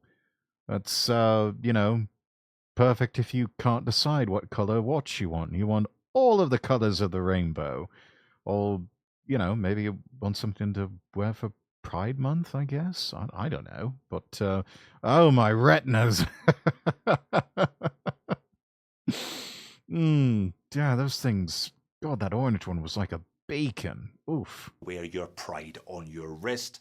The price on these is $230 regardless of colour version. I think that makes it the best value watch on today's list and frankly one of the best watches you can buy at its price point. Not only do we have a beautifully machined case, excellent bracelet with screw link. Okay, this is the purple dial one, obviously. But note the green second hand. I think it would be safe to call this more like a Mardi Gras. This is more of a Mardi Gras theme than anything else, because these are sort of the colors that you would associate with Mardi Gras. Best value, subjective definition says what? I mean, in terms of price point, I mean, you can't really complain, but yeah, those color choices, oof. I would go with something else. They do, I mean, this is part of a model family, but they have much more conservative colored ones. I think they have like a standard black and a blue dial. Um, yeah, and they may have some sort of photinaed, maybe like a brown or whatever, and maybe something like a white dialed variant. But yeah, this is more of the sort of new series of very colorful variations.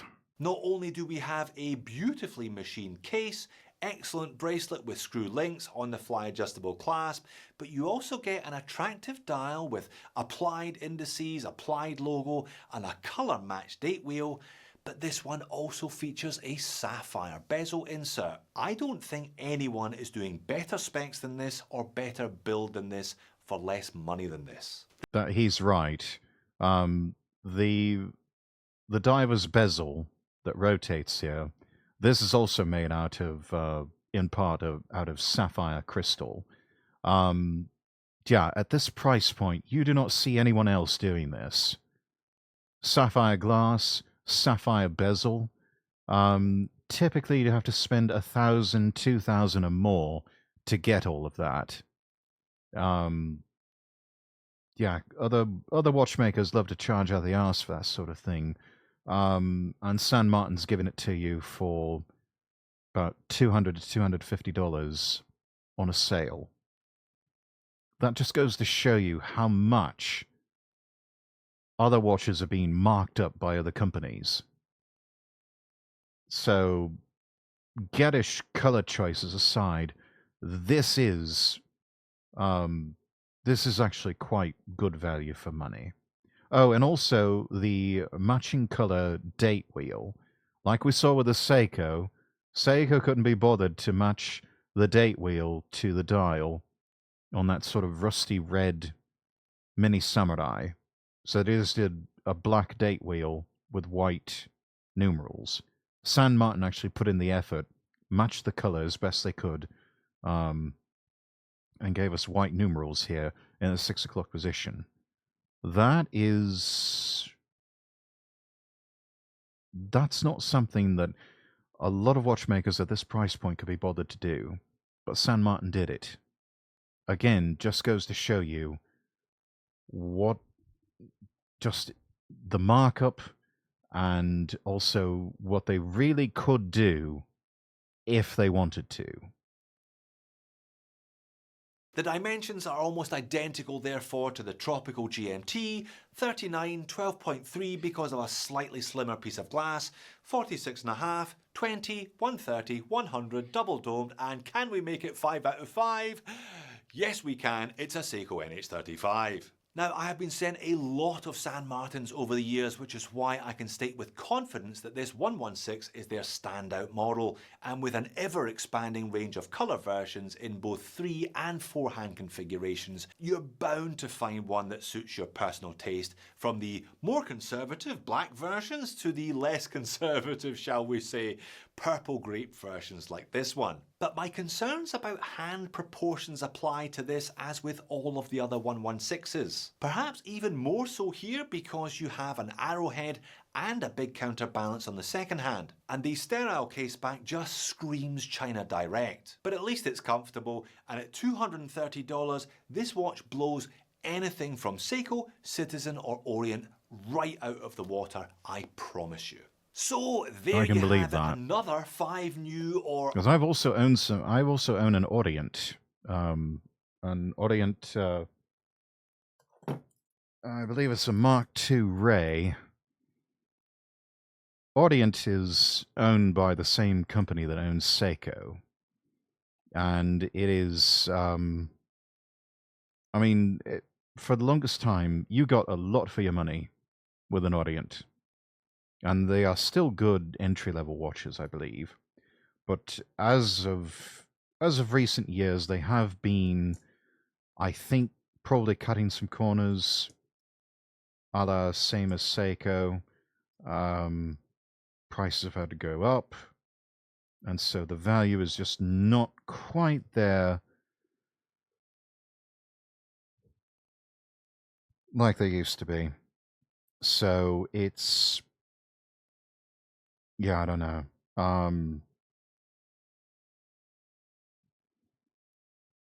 I would definitely still keep Orient as a contender at that price point, but what we see from San Martin, that's, I don't know. I'd probably lean more toward the San Martin than anything else. Updated San Martins for you to choose from to add to the plethora of models that were already in their ever-expanding catalogue. Perhaps there was nothing too radical here today, but some welcome new colour versions of some of their best models, including one of the most convincing and cohesive Fotina treatments that I've seen on anything so far. Happy shopping if you are going to pick up one of these or anything else from the current sale. I'm off to have a cup of tea and get ready for the next 5 new San Martins that surely are only a few months away. Well done for making it all the way to the end of the video. If you're a fan of the brand, and you clearly are, why not check out another couple of San Martin only videos. Thanks for watching this one. I'll see you again in the next one. Alright, that gets a like. I'm already subscribed. This is a good channel. Just one more watch. Chap's name is Jody. I think it was either earlier this year or sometime last year. Graduated from university with, I think he had a doctorate of philosophy or something like that. So yeah, he's Dr. Jody. Everybody give it up for Dr. Jody. Showing us the best that San Martin has to offer there with just one more watch. Let's see. What else do we have? Oh, Watch Crunch. That's a good one.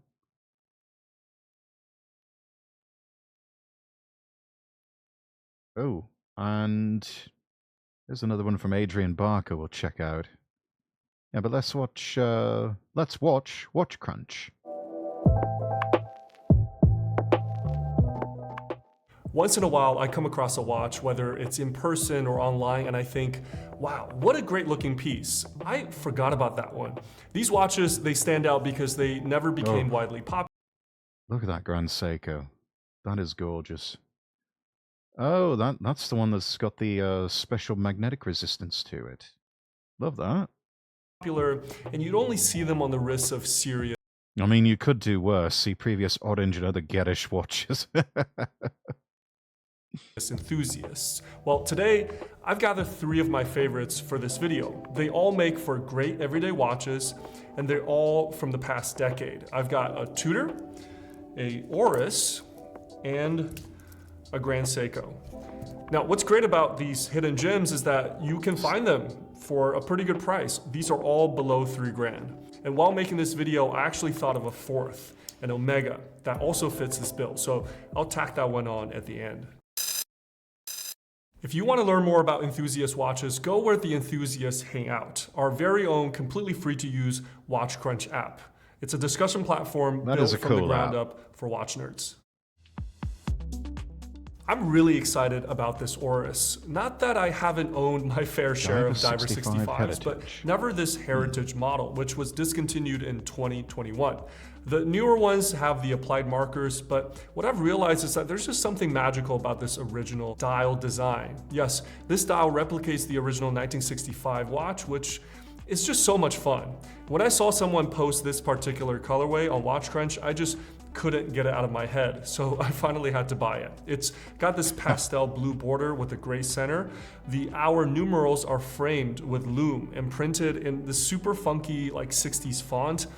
I've always loved the proportions of the Diver 65, 40 millimeters wide, 48 lug to lug, and 13 thick. It's got wrist presence without being overwhelming. The crystal is a highly domed sapphire. That's not bad. So if someone tells you that they can't mill sapphire into a high dome shape, tell them to talk to Oris, because they seem to have figured this out. And because much of the watch's height is attributable to that crystal, it actually wears thinner than stated. The vintage-inspired design extends beyond the dial to this entire package. The black aluminum bezel is thin and clicky and fitting for this 100-meter skin diver. It's got a screw-down crown, so no worries about taking this into the water. And even this bracelet is appropriate to the period with faux rivets and a strong taper from 20 millimeters to 14. Don't know how I so feel it's about really the like a faux cohesive rivets, package, feeling like you're wearing a vintage watch with modern finishing. I guess the longer I collect watches, the more I gravitate towards like interesting variants in particular models. I think that's kind of the secret sauce to what is really selling these days, and I think is probably a consistent key to success is a modern take on vintage design, or even vintage designs with modern manufacturing and engineering techniques. Those, I mean, there's just obviously something so timeless about the design, but a watch made 50 years ago is not as robust as a watch that is made today.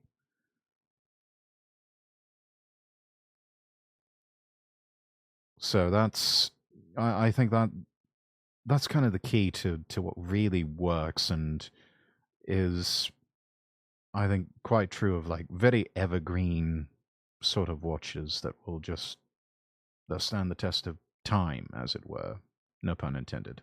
But I think I just have a soft spot for Oris watches from the era before they're good really watches in-house with their movements. They're really good back watches. a few years ago, I felt like if you wanted sort of a mid-tier Swiss timepiece, something say between a Hamilton and a Tudor, Oris was like the sweet spot. You're getting a Swiss diver with a Sellita movement from one of the only independent watch brands to survive the quartz crisis.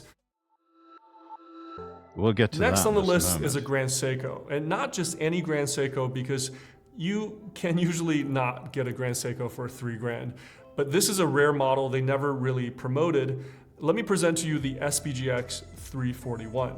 So let's address the elephant in the room first. It is a quartz. That's why the price is kept reasonable. But realize that Seiko's 9F quartz is heads and shoulders above the rest. First, they grow their own crystals in-house. These movements, they're thermal-regulated and boast an accuracy of... I mean, let's just back up the tape here for a moment and just watch how the Grand Seiko quartz ticks. It hits each one of these marks perfectly. And you might notice some strange sort of movement. That's because if you were to slow this down, you would probably see it ticking twice to get over to each one of these markers. It's just it's so precise, and they're so well made. They're the best in the world. But I mean, then again, Seiko, they were the ones who, I mean, they pretty much invented the quartz watch. They came out with the very first quartz wristwatch with the original Astron, and they've just been making really good watches ever since. It might seem hard to believe, but quartz watches were actually high-end luxury timepieces back in the day. And then all of a sudden they figured out how to manufacture these to mass produce them and do so quite cheaply, to the point where now a quartz wristwatch is considered fairly pedestrian. That's one thing that drives me nuts about watches with markers like that and hands that don't match up to the markers. Yes, that's the thing with a Grand Seiko, it will hit that mark every single time. And it's not going to bounce or wobble or stutter on the way. It's going to hit the mark perfectly, with precision, every time. Hello, Jedi. Welcome in, welcome in. But realize that Seiko's 9F quartz is heads and shoulders above the rest. First, they grow their own crystals in-house. These movements, they're thermoregulated amazing and in and of boast an itself. accuracy of plus minus 10 seconds per year. Yeah, per year. Yeah, plus or minus 10 seconds per year. It only loses or gains 10 seconds per year. I'm sorry, grow crystals? Yes. Actually, a lot of watchmaker, well, a lot of the quartz crystals that are used in quartz wristwatches, or any clock for that matter, you'd probably find that they were grown in a laboratory somewhere. Seiko happens to have their own laboratory for growing quartz crystals, and it's actually quite easy to do that. What's hard is to get a high quality crystal like what you would find in a Grand Seiko. Oh, okay, that makes sense because I'm thinking grow as in grow like a plant. I mean, somewhat similar in a way, yes and no. But yeah, it is quite possible to grow those in a lab. I mean, a lot of gemstones, for example, can be grown in a lab now. I mean, we can grow diamonds in a lab now too. So it's quite possible to collapse the price of diamonds by releasing enough that are lab grown into the market. But they don't, because there's still like one or two companies that have kind of a monopoly on worldwide distribution. Ah, yes, let me go outside and water my quartz plant. Actually, that'd be pretty cool. The movement in this particular model also lives behind an iron shield, giving it 40,000 amp per meter of magnetic resistance. That's what does that awesome. mean? I did a quick calculation. It equates to 500 Gauss, or half a mil Gauss, enough to protect from everyday magnetism like those found in speakers, household electronics. And I think Grand Seiko makes great dress watches. They really do. I don't really gravitate towards their big divers, GMTs, the really sportiest models. They do make some fantastic divers. I have worn that particular spring drive divers watch before. I got a chance to try it on. Love it. Absolutely love it. But yeah, no, the smaller quartz watches. I actually have I have a Grand Seiko quartz that I believe is about 36 millimeters, so much more traditional sizing. And I actually got a Grand Seiko black alligator leather strap. I had to have it imported because they don't offer it in the American shops. So a Japanese grey market dealer was able to source the strap for me, and that is actually what I ended up wearing to my graduation from business school. So when I got my MBA, I was wearing my Grand Seiko, and it's just a magnificent watch. It's the one watch that I wear on special occasions. Most of the time, if I'm wearing a suit, I'm probably going to be wearing my Grand Seiko. I think there's even a few times when I've worn like a tuxedo or formal wear, and I've worn this Grand Seiko. It's my go-to dress watch. And it is just, there's really not much to it. It's stainless steel casing, a white dial with these little polished hour pips that have been polished so much that when the light hits it, it almost creates a sort of prismatic rainbow effect. The hands are also polished to a mirror sheen. They do what's known as Zuratsu polishing. It's the same type of polishing technique for katanas and samurai swords. And it is just, again, it's one of those watches that it cost me a fortune back in the day. I think I paid close to $2,000 for one of these. But it is just, I'm looking at it right now, and it is yeah, I mean, it's just as one of those watches that is my crown jewel and is not going to ever leave my collection. Whenever I wear a watch, I always have it on the bottom of my wrist like the military. Yeah, I mean, you can always do that, yeah. At that point, it's an investment. I mean, really, it is. It's one of those. If I were to try and sell it, I would never get what I paid for it. Probably a fraction of that much. But it's just it's the sentimental value and where this watch has been, that I can't part with it. It's the same with my Seiko Astron. It's a GPS solar powered watch.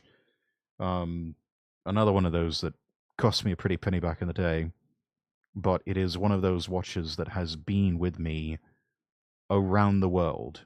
It has traveled with me from one side of this planet to another, and it's sort of become a trusted friend and companion that I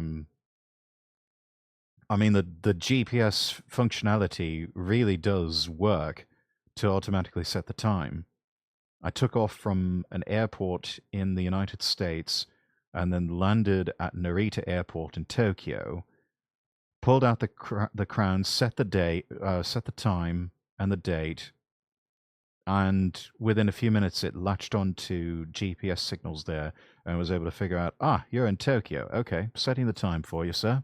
And yeah, that was it. It's done. Off we go.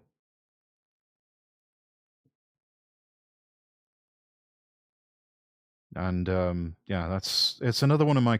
I may just have to do a hand cam stream sometime, showing off the watches in my collection, just to give you all an idea of what it is that I have on my wrist throughout the week or on special occasions. I may have to do that. I may have to do the hand cam stream at that point.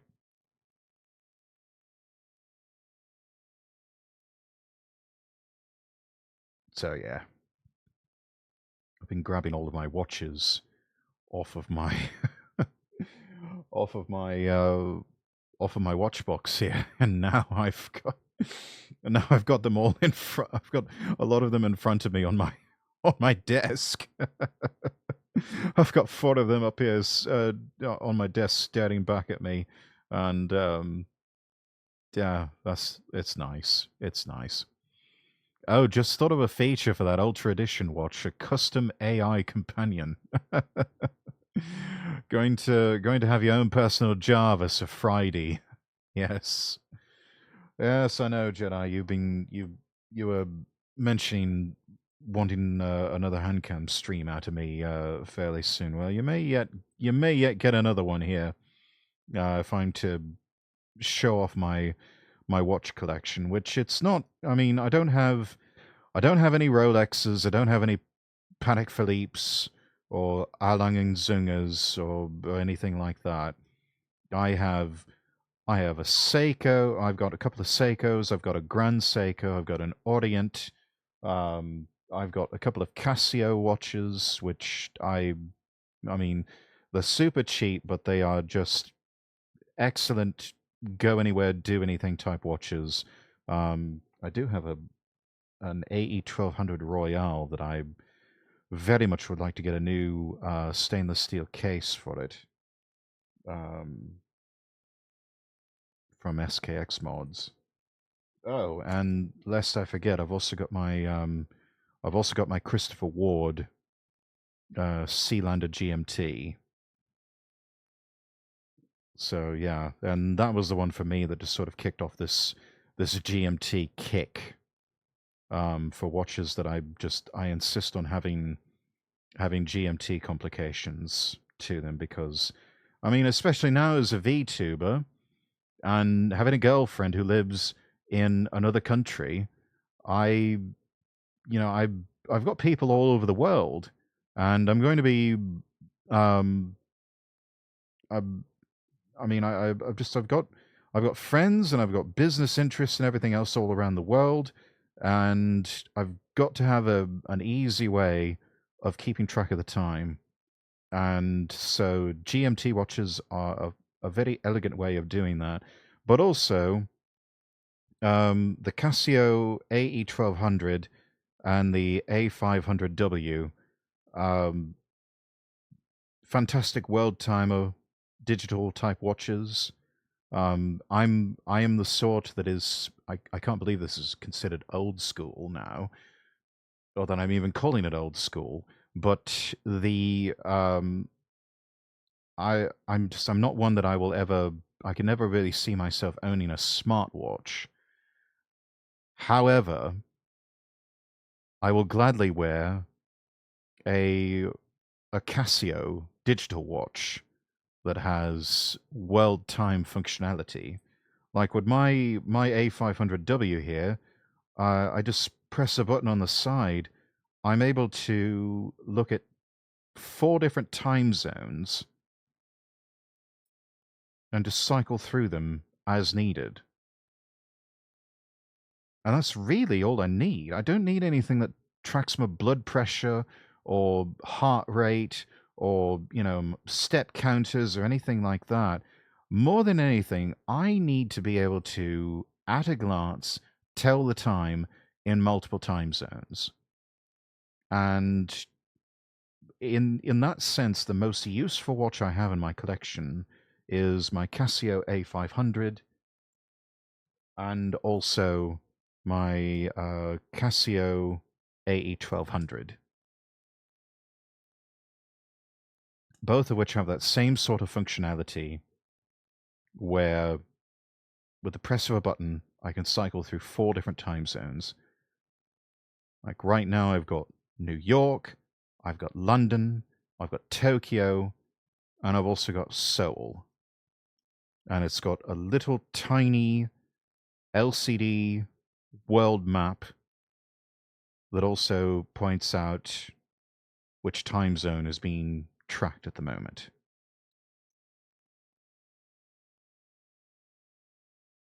Lol, the watches are... Oh, exactly. Sir, it's 8:30 a.m. and you have yet to have your coffee. Shall I alert someone? Almost sounds like it should be a Jeeves alarm clock.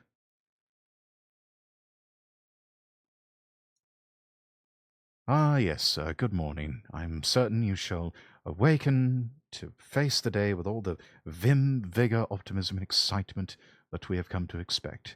Good heavens, sir. I saw a pig flying past the window. The rising and the shining cannot be postponed forever, sir. But in this intractable world, one can be excused for the shining portion being withheld.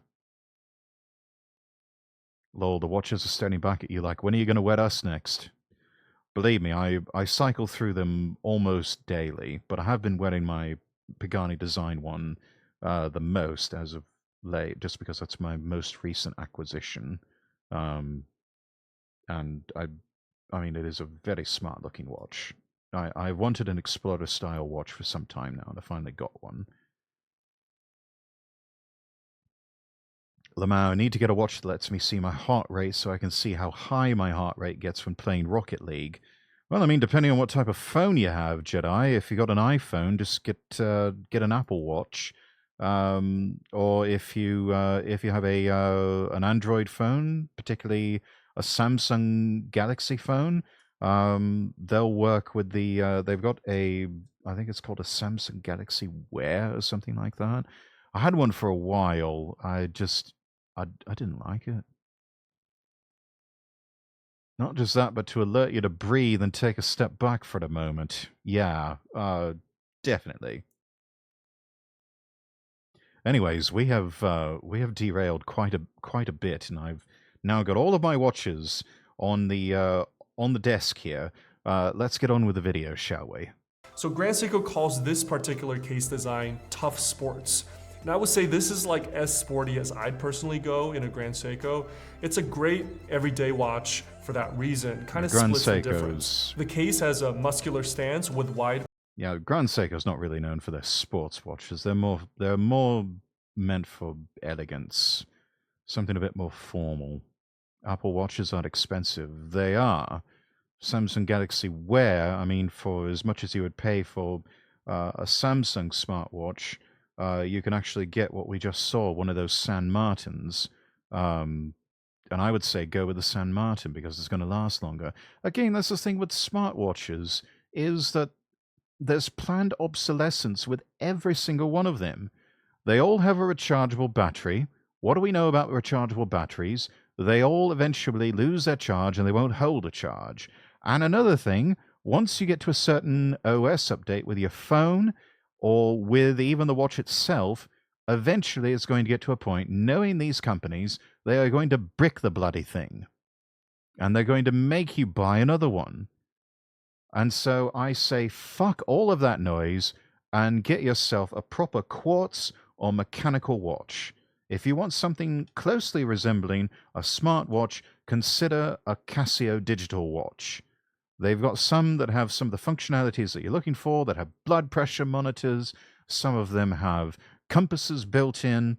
And then you've got ones like mine that have everything from a backlight to alarms, to a stopwatch, to a timer, and the ability to track multiple time zones. Frankly, I think that's about all that one needs with a so-called smartwatch. The thing scaring me away from a smartwatch is like, what are you going to do if an EMP goes off?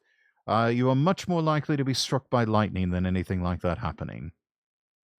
Yep, I mean, there's a few apps I can't use now because it's no longer compatible with my phone. See, exactly, Action. I don't like that sort of planned obsolescence that they've got going on. It's just another way of trying to milk money out of the working classes, and it's it's more grist for the mill, or sauce for the goose of the bourgeoisie, and frankly, they've got enough money. They can make do with what they have, and as for me, once again, you'll never see me buying a smartwatch. I'll stick with my Casio digital watches. Thank you very much. Protruding lugs made up of large intersecting flat surfaces. These facets are Zaratsu polished on top while the case remains brushed on the sides. The flat bezel also has a vertical brushing and sits flush with a flat sapphire crystal. The presentation is rugged, but with plenty of small details and intricacies to communicate that it's still a luxury watch. The dial is a creamy white with gunmetal markers and hands, creating a strong contrast and high legibility. That is colorful gorgeous. touches come in the way of orange second hand, as well as the same orange appearing in 2 quarter sections of the chapter ring. And the GS is raised. I love that. That is beautiful. The lume is really, really strong on this watch, and the Easter... Oh, that's neat. Look at that. So you got blue lume on these, but on 12, 3, 6, and 9, and also on the hands, you get a green lume. I like that. It sort of reminds me of the old Marathon watches. Marathon does the same with those, and Marathon watches are the ones that they issue to U.S. servicemen. Oh wow, that is pretty. It is really. I'm quite fond of blue lume, but I do like it when they sort of mix it up like that. Easter egg is that it uses LumiBright in both blue and green. Now, I usually don't have nice things to say about Grand Seiko bracelets, but this one actually works. See, on the dressier models, this bracelet just doesn't taper enough from 20 to 18. But because this is a sportier design, the mild taper is perfectly suiting this watch. It still doesn't have any micro adjustments or on-the-fly adjustments, which at this price is a little bit inexcusable, but it also helps to keep the clasp nice and small of a square. Half links are included. I was able to get a nice fit on my 6.5-inch wrist, but this watch makes for a confident daily wearer. Sporty enough to be casual. He's got a good choice in microphone there too. I think that's an RE320, which is the prosumer version of the RE20 Electro Voice. I used to use those in my radio days all the time. This is a good microphone, by the way. Those of you who are looking to get into streaming, or maybe you are a streamer or a VTuber already and you're looking to upgrade your microphone, and maybe you're looking at something like a Shure SM7B, like what I'm talking to you in right now, that is a good choice. Good alternative, the Electro Voice RE320. highly recommend it. Lovely, lovely sound that it's able to reproduce. Function greater than form, exactly action. Casual, not to worry about banging it around, but still it's a Grand Seiko, so the details feel finely crafted. Number 3 on my list of hidden treasures is this Tudor North Flag. Now, when this watch was released in 2015, I think it confused a lot of people, me included. It didn't sell that well. See, it wasn't some vintage-inspired diver, which was really hot at the time. It was a completely novel design with the integrated bracelet long before that craze came about. In retrospect, with a 2024 lens, we can see that the North Flag not only should have been a hit, but it's also just a significant watch for Tudor. It was the first to use their Kinesi MT series movement. That looks like a watch my father has. Yeah, I mean, if it's something that dates back to, say, like the 1970s, that was the time of the integrated bracelet. So, that, yeah. Which over time has proven itself to be quite reliable of a workhorse. This is a cost movements watch for Tudor. It was the first to use their Kinesi MT series movements, which over time has proven itself to be quite reliable of a workhorse. This is a COSC certified 4 Hz movement with a stout 70 hours of power. The design of the North Flag dial also channels Tudor's Ranger model, which they have reintroduced in earnest more recently. I presume North Flag is referring to the journey taken by the British North Greenland expedition in the 50s when they were equipped with 30 Tudor Oyster Prince watches. Yeah, this is the Tudor Oyster Prince was what went to the North Pole. That it went to the North Pole and came back still in good nick. The style, it's got a matte black finish with a 12 and 6 applied Arabic numerals. There's a date at the 3 and a power reserve at the 9. So not symmetric, but the dial has a pleasing balance with elements at the 4 corners. Now, some might ask, why have a power indicator in an automatic watch? I don't know, it's fun. I mean, when you wind it, you can see the little thing top up. And all yeah, and you'll see this a lot with like the Grand Seiko spring drives. A lot of their models still have that power meter. You'll also see it with some solar-powered quartz watches too. Like my Seiko Astron has got a power meter on one of the subdials and lets me know how much or how little power is left, and whether or not it needs to be exposed to sunlight to charge up. Also gives it a cool little splash of yellow, plus you got the same yellow in the second hand. The case of the North Flag is not subtle, and this might rub some people the wrong way. It's a chunky 40 mil by just over 13, but it wears brutish. big. In fact, this is a great illustration that numbers don't tell the whole story. This watch has identical dimensions to that Oris Diver 65 we just talked about, but because the lug-to-lug is 50 and the thickness is due to the slab-sided case and not contributed to by the domed crystal, the North Flag wears much bigger on the wrist. It's not unbearable, but definitely more blocky than graceful. The angular design, though, carries into the integrated bracelet. There is a screw-down crown and 100 meters water resistance, so again, great everyday watch. I borrowed this one from a friend. As you can see, he's not taking it easy, and it's taken a few licks, and it's still ticking. So I was gonna finish the video here, but I thought of a fourth watch that fits this sort of cult classic category, and that would be the Omega Railmaster. I'm not talking about the trilogy one, I'm talking about the denim dial. Man, they took some risks with that watch. I especially like the one shipped on the denim NATO strap. How cool is that? Anyways, guys, which one of these watches would you rock on the daily? And let me know if there are other hidden gems that I forgot about. Take care. See you in the next one. Okay, these are good choices. I like these. I rather like these. Let's see. Oh, yes. Adrian Barker from Bark and Jack. He's got some good recommendations on quartz watches. Let's give it a go. A lot of people in the watch world turn their noses up at quartz watches, and there's even some publications that just refuse to cover quartz watches. A lot of people, myself included, who talk about the introduction of quartz watches in the 70s, they call it the quartz crisis. That one with the illuminated hands got my eye on that one. Yeah. But when we look at it as the evolution of a timekeeping device, it should really be called the quartz revolution. I do understand when people say that quartz watches lack emotion, or that they're not romantic, or they're soulless, but you have to look at the right sort of thing. And it's really interesting. Oh, that is gorgeous. This is CWC. CWC stands for Cabot Watch Company. For probably a good 15, 20 years, Chad, these were standard issue for the British Armed Forces. I believe the Army, the British Army, the Royal Navy, I think even the RAF got their own versions of special issue watches from CWC.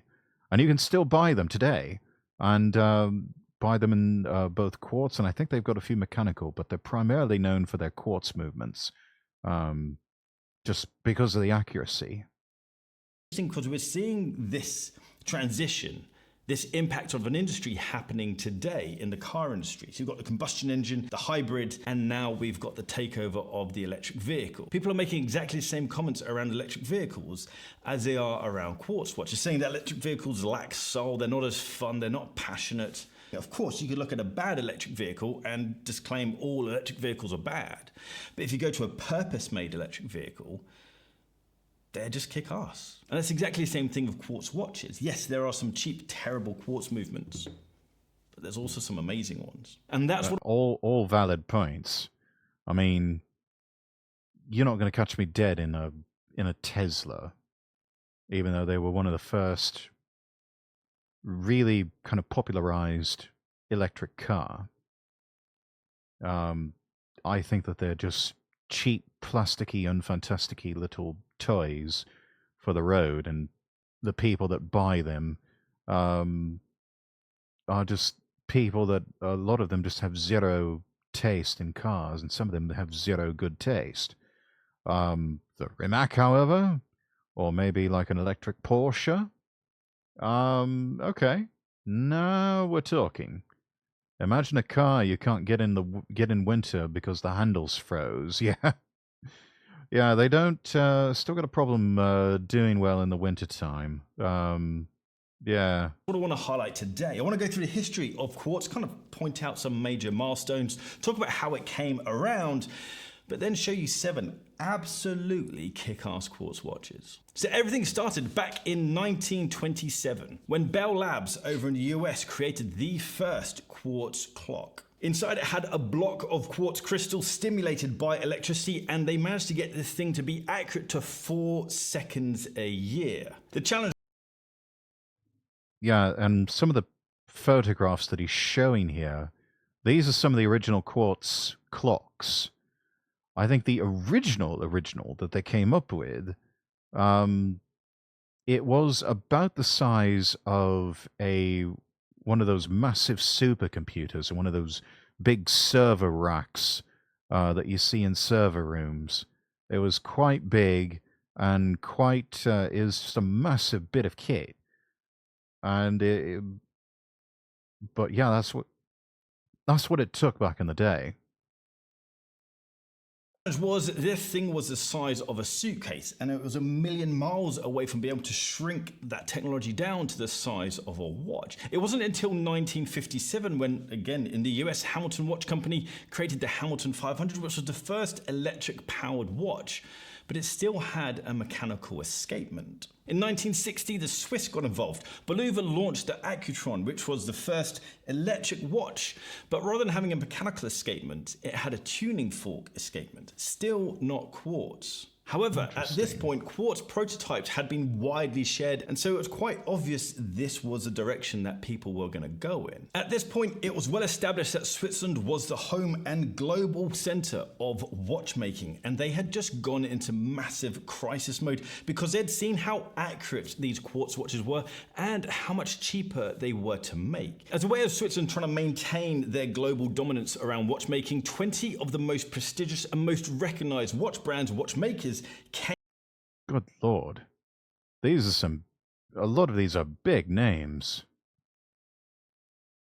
Most of them got gobbled up by Swatch Group. But at one point, all of these were independent brands. Zenith, Patek Philippe, Rolex, Eterna, Tissot, Movado, Jaeger-LeCoultre, Doxa, Rado, Ulysse Nardin, IWC, Certina, Oris, Longines, Gerard Perregaux, Bulova, Omega, Universal Genève, Enica, and Piaget. That is a lot of companies, yes. And a lot of these. I know Tissot, I think Rado, I know Longines for a fact, I think also Oris, I know Omega, Certina. They all got gobbled up by Swatch Group. I think Ulysse Nardin as well. IWC, I don't know about them. JLC, I don't know. They might be LVMH. Piaget, I don't know about them. Bulova got purchased by Citizen. And so now they share a lot of parts with the Citizen Group. Most of their automatic watches, the mechanical watches, now are powered by Miyota movements, and even their quartz movements, I think, are Miyota quartz. They've got a few specialty ones that may be modified Miyotas, but yeah, they are a brand underneath the Citizen Group. I don't know about Movado. Patek, I think, is still independent. I know Rolex is still independent. Zenith, I'm not sure about. And I have no idea about Enica, Universal, or Eterna. But yeah, all of these banding together to try and do something about quartz.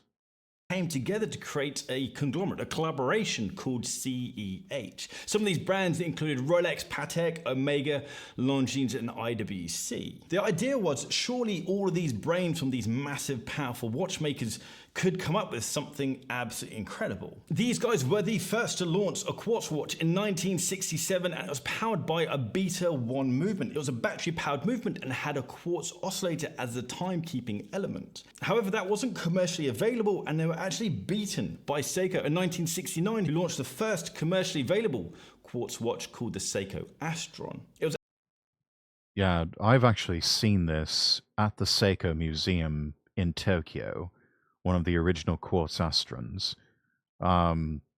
It's a lovely watch. I mean, it's gorgeous. But yeah, when this was first introduced to the world, it was one of the most expensive watches in the world. I can't remember how much they wanted for it originally, but yeah, back in the day, this was considered a luxury item. This was something that you bought if you were just rich and had so much fuck you money that you could just buy one of these and not think twice about it. Advertised as being 100 times more accurate than a mechanical watch, with an accuracy of 5 seconds a month. Absolutely. That's brilliant. I mean, and by even today's standards, that's still good, but they've only gotten even better. As we've just heard from in some of these earlier videos, Grand Seikos, for example, accurate to within 10 seconds per year. 10 seconds per year. That is incredible accuracy. And that's one of the main points of having a watch is you want something that's accurate, tells the time accurately. And you cannot get that with a mechanical watch. Absolutely wild compared to a mechanical watch. In 1970, CE8 hit back with the Beta 21 movement, and this is a very famous movement. This is a highly collectible movement, but also a bit tricky because it's near impossible to find replacement batteries for this thing, and that was one of the reasons this movement was a bit of a flop. It just ran out of battery power so quickly. And also, there was a bit of the collaboration just fell apart because all of these little brands, they wanted their own in-house movement. I assume a lot of them didn't like the idea that we're all sharing. Yeah, I've heard it said that it's like, oh, you can tell a Rolex is fake if it has a ticking hand rather than a sweeping hand. That is not true. There are some quartz-powered Rolexes out there. There are a couple of, I think this one was a quartz Datejust. And then they've also got a series of watches that were called the Oyster Quartz. And yes, they do tick. So a broad statement of if a Rolex ticks, it's a fake Rolex, that is not accurate. Sharing the same technology. For example, Rolex in the background were developing their own quartz movements with the help of René Lecoux, the grandson of the co-founder of Jaeger LeCoultre. They came out with the Rome movement in 1977, which went on to power the Oyster Quartz, kind of proving the Oh, both of these look absolutely gorgeous. Honestly, if I had to, this would probably be one of the vintage Rolexes, or even both of them, that I would strongly consider owning. Would be an Oyster Quartz. I really would. I would love that. Honestly, I'd go with the one of the. Yeah, I think it's the Roman numerals, isn't it? It's the Roman numerals. I like the Roman numerals on Rolexes. It works so well. I don't know if I'd go for an all gold Oyster Quartz. I think I would prefer something like this gold and silver motif on a watch like this, but I've always liked the day date functionality on the presidential Rolexes. But yes, I do love this dial. This is a lovely, lovely dial. My great-grandfather had one that looked like the one on the left, so I'm a little bit biased. No, that's understandable. But yeah, no, even all the older Rolexes that I've looked at, I see these Roman numeral dials, and I'm just like, that to me is classic Rolex right there. That's one of those, like, touch of class, and it's always been that design motif of a watch, and especially of a Rolex. It's like, that's the Rolex that you buy to tell yourself and tell the whole world, I have made it in life. All around, if your Rolex ticks, then it's fake. It's not quite true. A lot of these watches around this time used very similar technology, and they all pretty much had the same specification of being accurate to 5 seconds a month. Far superior to mechanical watches even today. However, this is when Citizen came in with their hyper-accurate watch in 1979, which was accurate to 3 seconds a year. But this was a limited edition. At this point, the quartz world was being dominated by Seiko and Citizen. Their technology. I love these old adverts. But let's just go back and look at that again. Now there's a good alternative to a Rolex. Day-date functionality, the Roman numerals on the dial, a sort of integrated bracelet approach. Though the bracelet looks a bit thin. Funny thing is that advert could be used now and it still look good. I know, right? A limited edition. Let's go back At this point, the quartz world was being dominated by Seiko and Citizen. Yeah. No, these sorts of adverts would still look good today. I honestly, it makes me want to become the next Don Draper just to get advertising back to looking this good again. From conquering new peaks to sailing windy seas, there's a rugged companion for your adventurous life. The Seiko Quartz Sports 100, designed for today's men of action by the world leader in quartz technology.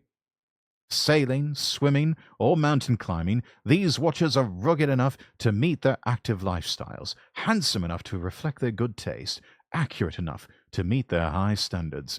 Every Seiko Quartz Sports 100 is water-tested to 100 meters and so efficiently designed that it can run 5 years on a single ordinary battery.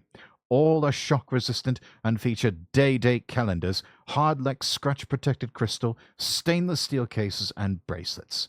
Seiko Quartz. Someday, all watches will be made this way. I love that. Kind of wish that all watches were made this way, because, I mean, that's bloody good.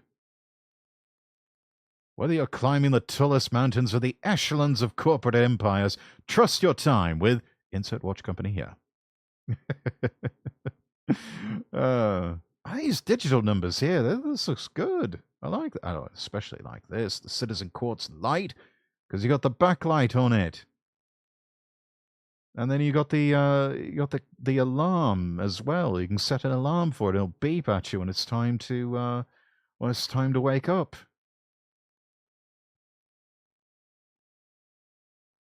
And I don't know how much £125 was back in the 70s or 80s versus today's money, but I mean, even in today's money, that's not a bad price. I think they have. I don't think Citizens have quite kept up with inflation. I think they're actually cheaper today than they would be back then, but that's all right. That just means more savings for us. And you get a very smart looking watch. It's not a smart watch, but it is a very smart looking watch. Technology was just far superior. Let's see what we have here. Oh, these look good. I like these. Now you can have day-date convenience combined with superb quartz accuracy in a watch of slim elegance. Introducing the Seiko Ultra-Thin Day-Date Quartz. Seiko maintains its world leadership in quartz by continually developing innovative and advanced precision timepieces. The renowned Seiko superiority in microtechnology means that Seiko can incorporate many advanced features, including Seiko's famous day-date calendar, within a case of outstanding slimness. This means that Seiko can bring you a watch of impressive dependability and accuracy that also offers incomparable elegance. In brief, Seiko Ultra-Thin Day-Date Quartz brings you all you could hope to find in a quartz watch. All the accuracy, all the Seiko quality and dependability, all the good looks. Seiko Quartz. Someday, all watches will be made this way. I like that square number there. I like that. Let's see. The Now and Future Watch. The Digi-Ana Quartz by Citizen. And I can't quite read that because it's a bit too blurry. That's also a pretty cool looking watch. A chronograph dual time. Oh yeah. Yeah, you got a manual clock face here, and then you got a digital clock. So you keep track of 2 time zones just like that.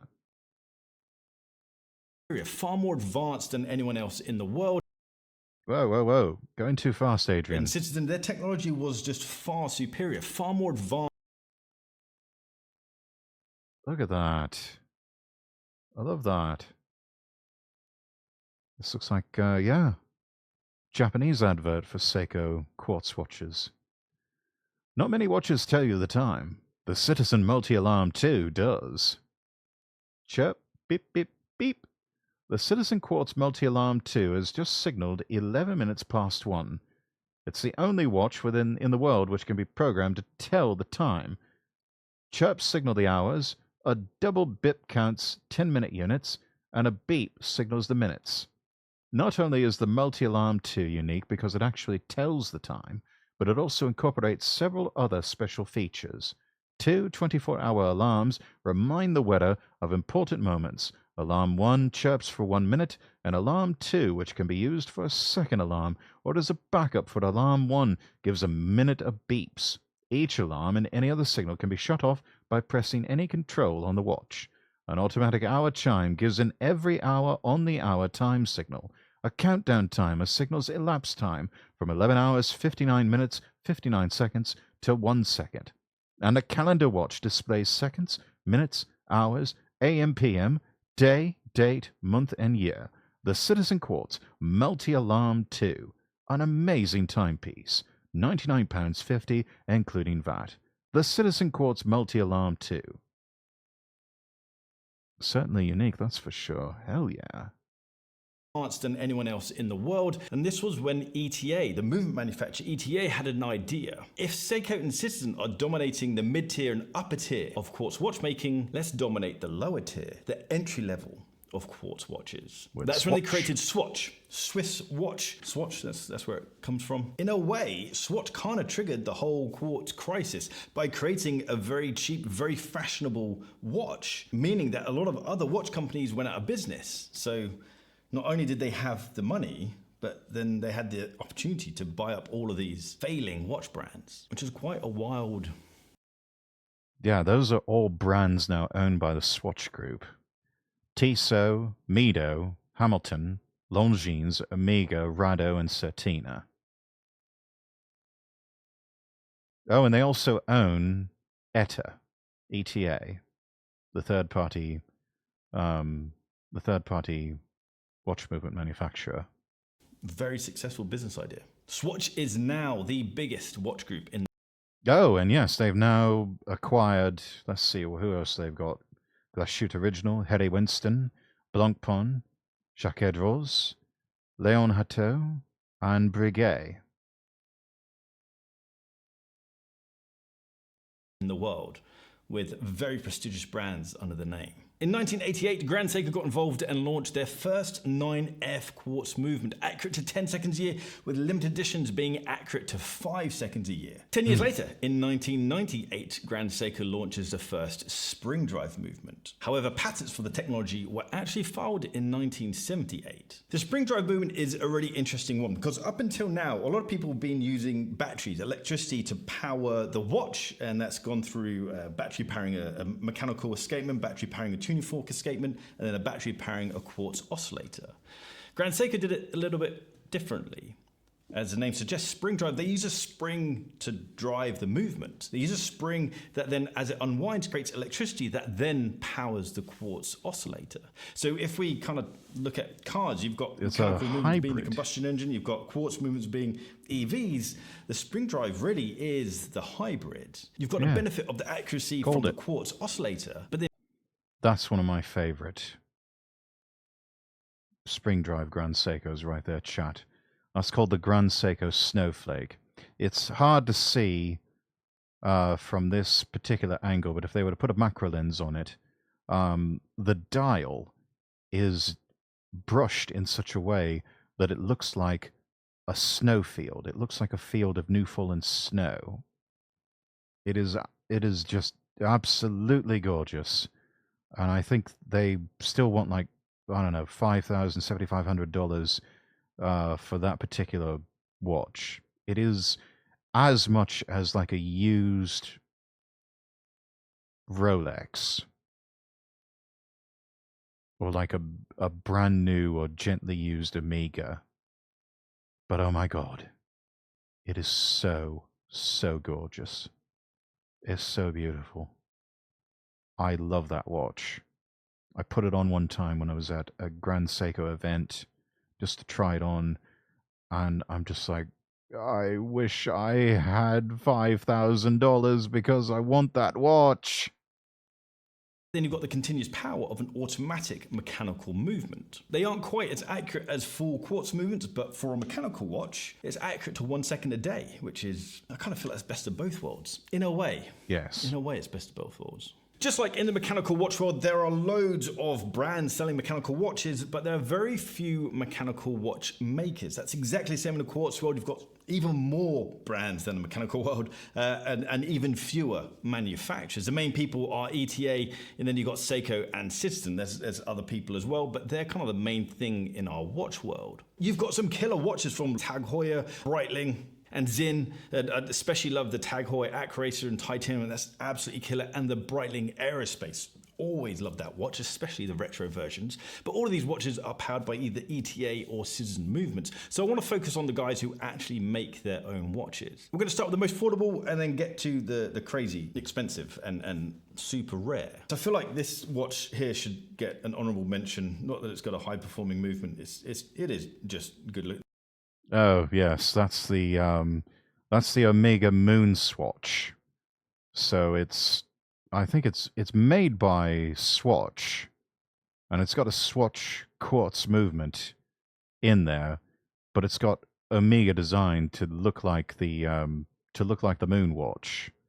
The casing is plastic. Most of the parts are plastic. Not a fan of that band though. No. Also, it's fairly cheap plastic. Let me point out here. I actually remember Adrian doing a video about this a while back. One of his pushers broke off. It just snapped right off. So it's fairly poor quality plastic. And yet these have been bought and resold for like double, triple, quadruple the amount of what they originally bought for. You had people standing in line for these, like you would for a new iPhone. I didn't understand it then. I don't understand it now. This thing looks like an absolute shite watch. But, I mean, yeah, whatever. This isn't part of the 7, by the way. This is just an excuse to plug the straps that I sell over at barkandjack.com. This is a Moonswatch, and it comes with this... listen to that. That's not sexy. No one wants a Velcro strap. Jump over to barkandjack.com and get a proper sexy strap for your Moonswatch or any of your watches. We do 10% off now when you buy more than one strap. We know it's expensive to ship to various countries around the world, and so we try and help out. And sometimes, actually, if you get one of our leather straps, it just makes shipping free. So jump over to barkandjack.com. Improve your watch. Anyway, the first watch in this lineup has to be the Casio G-Shock. You can get these things in all shapes and sizes, and they start... Nico Leonard frequently refers to this as God dare. God dare. God dare. That's how he says it. God dare. He's quite loud and obnoxious about it. But he's quite right that, yeah, the G-Shock is fairly god tier in terms of digital quartz watches. I mean, it's brilliant. This... And you know what's funny is that he's a Brit, and yeah, he says it almost like a Bostonian would say chowder. It's quite amusing, but yeah, he's got such a hard on for Casio G-Shocks, and understandably so. I mean, these were the ones that for an ad campaign they slapped one on the ice and had American hockey players slap it around like a hockey puck, just to see if it would hold up. And after a quick match, using a Casio G-Shock as a hockey puck, they picked it up, and by Jove, it was still running. This is the same type that Teddy Baldassar rented a helicopter and tried to see just how high he could get in terms of altitude to drop a G-Shock before it would just break into pieces. And he got pretty damn high up in the air. I mean, it was at least a couple of 100 feet, like 100 plus feet before they started noticing. It's like, yeah, these are starting to break whenever they hit the ground. But yeah, good to know the limits of the Casio G-Shock. Start from £99. These things are absolutely bomb-proof and accurate to 15 seconds a month. Not wildly accurate, but pretty accurate. I mean, next good up, enough. We've got Citizen and their Forza Super Titanium. I'm a massive fan. Oh, these are lovely. I like these. Honestly, given the choice between like a Tissot PRX and the chronograph version they have of that, and this, I think I'd go with the Citizen. Not only that, but you get the Eco Drive Quartz, which is just super accurate and so easy to maintain. And it's titanium too, so it's ultra light, It almost feels like you're not wearing anything on your wrist. I think the real test would be to see if it can withstand being ran over by a motorized wheelchair. I could swear somebody's done that before, and I think the G-Shock managed to survive that. It wouldn't surprise me if it survived that. Now, you're on a steamroller over the thing; it's going to get crushed. But a motorized wheelchair, I think it could probably survive that. Probably could even survive having a car run over it. Fan of Citizen, that's where I started my watch journey, and this is an absolutely killer watch, especially in this dial color. This has their very famous Eco Drive movement inside, so it's a solar powered quartz movement, accurate to 15 seconds a month. It takes 30 hours of full sunlight to charge the battery, but it will then last for 8 months. This sexy little thing costs £499, and I think you could probably find it on sale somewhere and get it for cheaper. I think that's just the RRP. I think it is absolutely awesome. Next up is a watch that I've actually got myself. This is the cheapest. There's quite a few versions of this, but this is the cheapest Grand Seiko 9F quartz watch. This costs £2,100, and it's called the SBGX261. This is actually, I think this is the one that I own, Chad. I own it in a white dial version, and mine is actually still got the classic Seiko logo on top and Grand Seiko down towards the 6 o'clock position. That's how they designed those before they split off Grand Seiko as an entity unto itself. But yeah, this is the one I've got, and I do believe that is the same measurements, about 37 millimeters width, and 100 meters of water resistance. But yeah, I think I paid roughly maybe 2,000, maybe just a little bit less for mine. So yeah. Schmoozer, welcome in, welcome in. Thank you for the hydrate redeem. Oh no, I'm all out of rum and coke. Oops. I'll hydrate later, I promise, Schmoozer. Don't worry. Watch is wildly accurate to 10 seconds a year, and it does it by constantly monitoring the ambient temperature around the watch to then re-regulate the movement throughout the day. The battery life lasts for 3 years, and I've actually done 2 videos on these. I've had 2 of these watches throughout my time. I'll put a link in. Another Grail watch, chat. Not this particular one, but they have one that's very similar to the other one we saw back here. It's a GMT quartz. It's champagne dial rather than black, and it's got blue hands. And I think it's also got a blue GMT hand. And so it's able to tell local time, but it's also got that 24-hour marker that goes around the dial like that. Oh, it is beautiful. I want one so badly. Rum and Coke, wow. I want some too. Not only my sweet strawberry lime. Yeah, I'm probably going to go get a refill here soon enough, but actually I might get I might make myself a mojito. I've still got the mix for it. I've actually done 2 videos on these. I've had 2 of these watches throughout my time. I'll put a link in the description down below. Love that. Absolutely killer watches. And the movement inside is remarkable. Absolutely remarkable. Next up, we've got another Citizen. This is called the Citizen. This is another titanium. Citizen. I remember when you could only get these through Seiya Japan if you were ordering from, if you're ordering in North America, because Citizen themselves did not sell them on their website or in any of their authorized dealers. This is their response to Grand Seiko. You can tell also with the price. Just super accurate quartz movement. It's got the Eco Drive thing, so the entire dial here is one giant solar panel, and then they put a layer of washi rice paper in different styles on top of the solar panel. It's a very Japanese sort of thing, and also got the Citizen bird here, phoenix or falcon or whatever that is, and but yeah, it's a distinctly Japanese design with the washi paper. And oh, they're brilliant watches.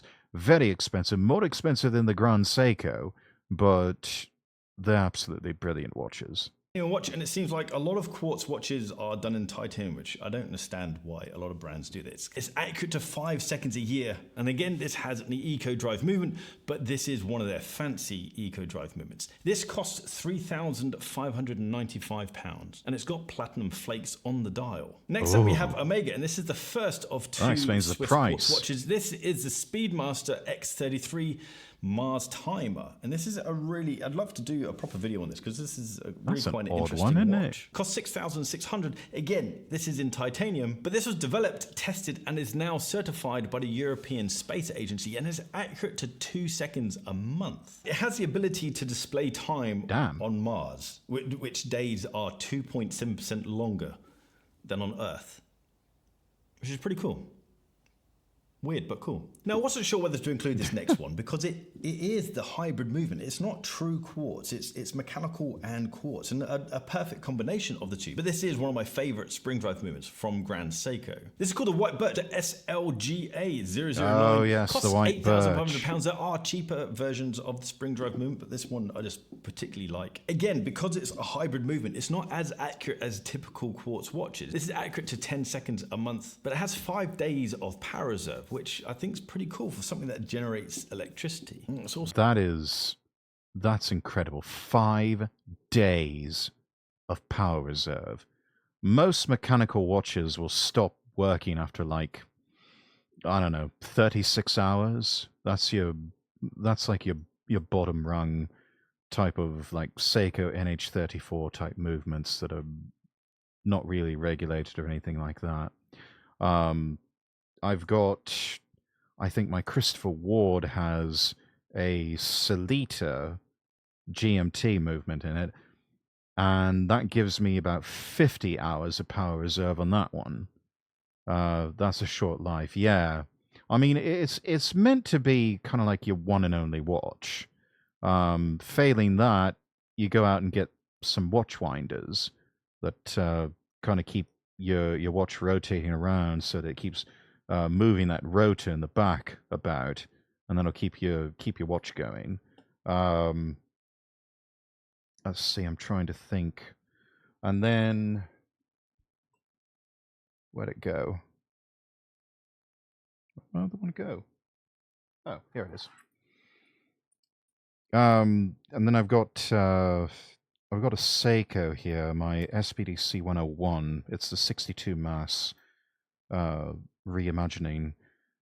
That this one in particular, I think, has got close to like a 60 or 70 hour power reserve, so it will last through. Put it down on a Friday, and it should still be moving by Sunday night, or by early Monday morning. It'll still be sweet. The second hand will still be sweeping away. Yeah. So that's just in mechanical watches. But 5 days on a spring drive, that is incredible.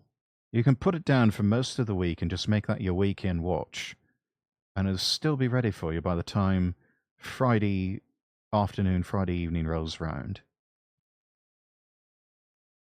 That is incredible. There's a Swatch Group watches that have like an 80-hour power reserve done with a silicone hairspring in their automatic movements. Still, 5 days. No one comes close. Laziest watch only works on the weekends, lol. Yeah, that's your weekender. That's your weekender. Although it looks good enough that you could make this your everyday watch. You really could. And I do love this sort of birchwood style pattern on the dial. That is lovely.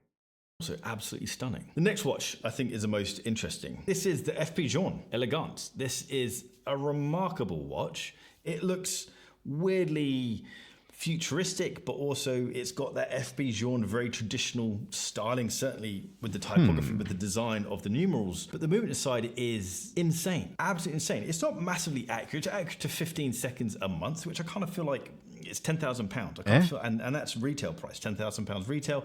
Dear on the grey God. market, you're looking around £40,000 for one of these. Jesus. 10 to 40,000 quid? For that, and it's only accurate to 15 seconds a month, when we've just seen Citizens and Grand Seikos that are accurate to within 5 or 10 seconds per year. Yeah, no es bueno. That is very much no es bueno. That is no good. FP Journe, you're better than this. Do better. They're really, really hard to get. But it's not the accuracy, which is a mind-blowing part of it. It's the power reserve side of this thing. If you leave this watch for 35 minutes, it knows it's been left. It's just still. It goes into sleep mode where the hands stop moving. All the mechanics stop moving. Our microprocessor still records the time, though. It can stay in this state for up to 18 years, and it still knows the time. Good as soon as you pick up the watch, years. it knows you've moved the watch. It's got sensors inside. You can see the sensor on the front. It then springs into action. The hands move around to where they should be to display the time. And they don't just move in any direction. They take the shortest route. So they'll go either anti-clockwise or clockwise. Really quite clever. 18 years is remarkable.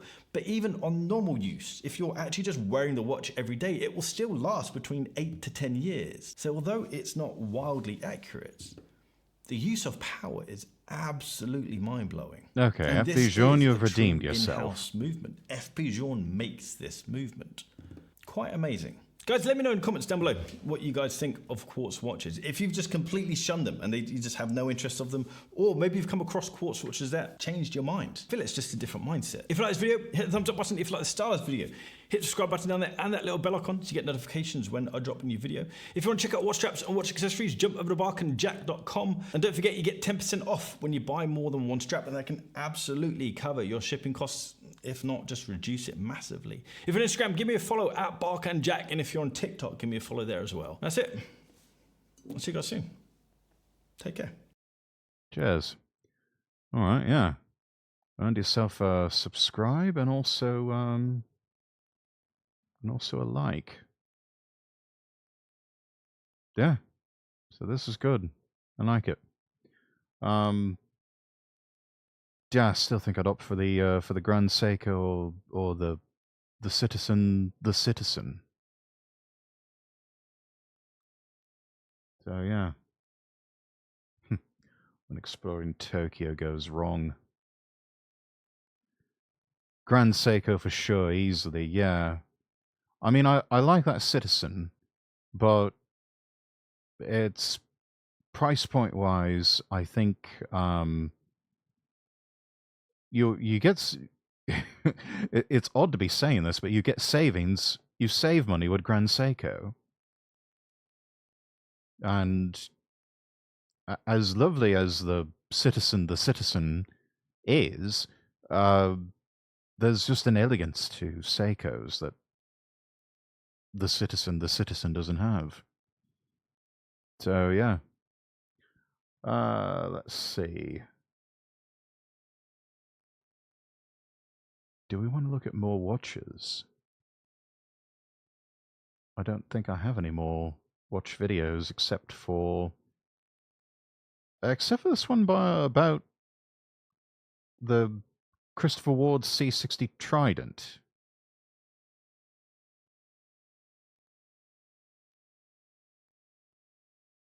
I think I do want to check out this Premiere 2 video too while we're at it.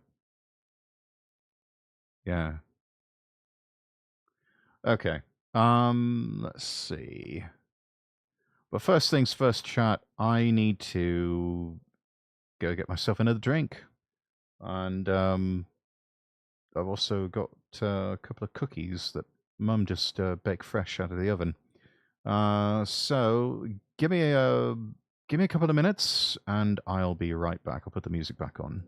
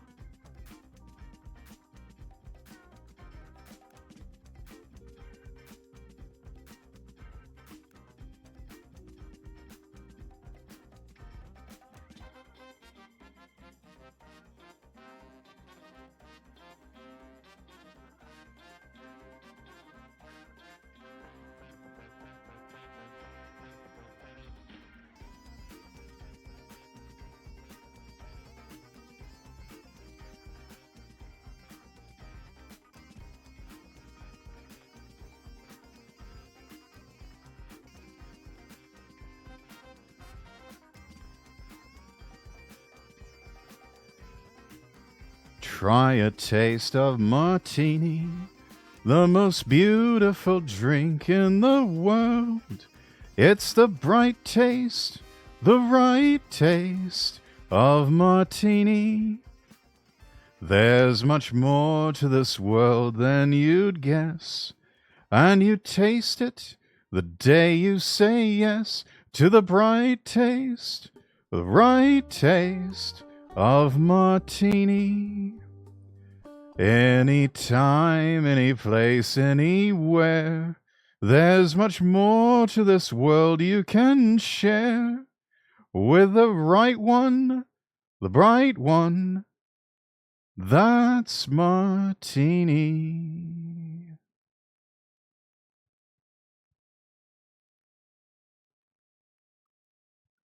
I return with a mojito.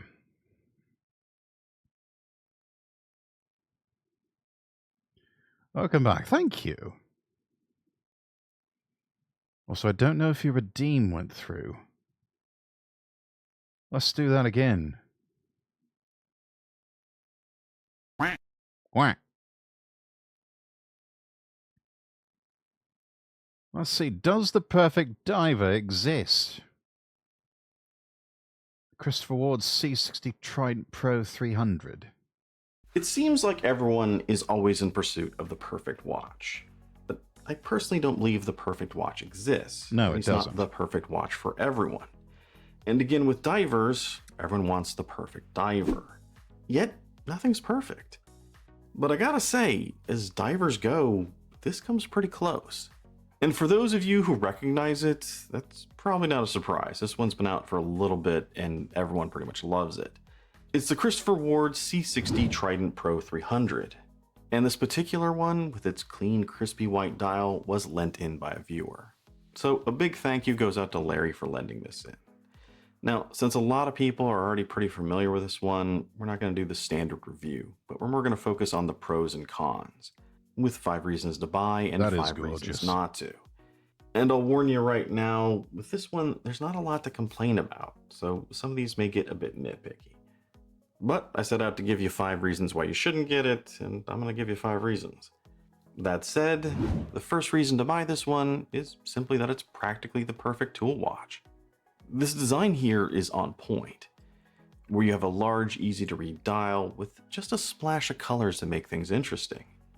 Yet the emphasis is still on the hands and the indices, which have just enough depth and texture thanks to the brushed finish on the hands to easily stand out, despite the white loom filling them in.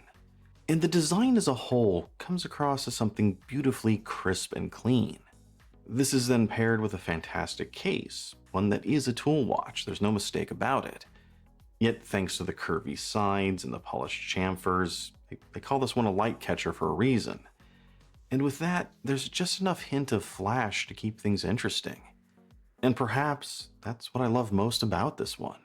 Just how subtle a watch it is, yet at the same time, the indices in that light catcher case do just that.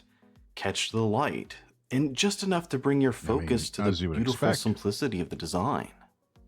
I think when Christopher Ward went to design this one, they really went in trying to create an ideal, straightforward modern diver.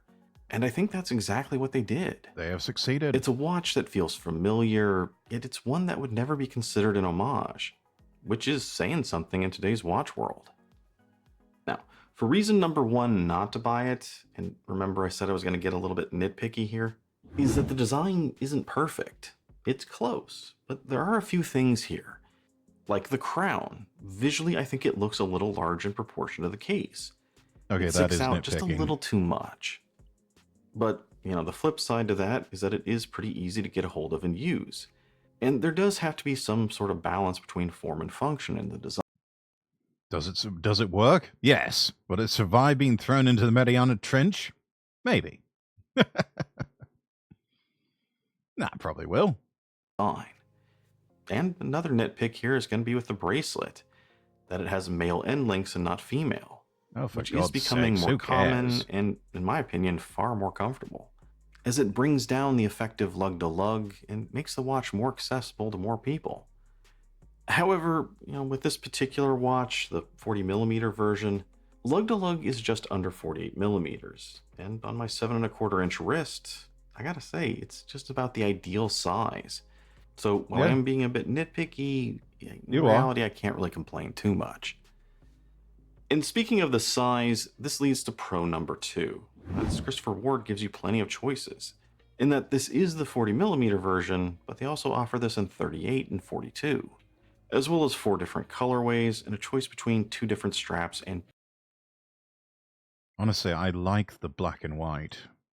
That one to me just seems to suit it so well. These are nice. The black, the navy blue, the green even, that's not bad. Even this light blue here, this sort of sky blue color. Can't see myself really wearing this one all that often, but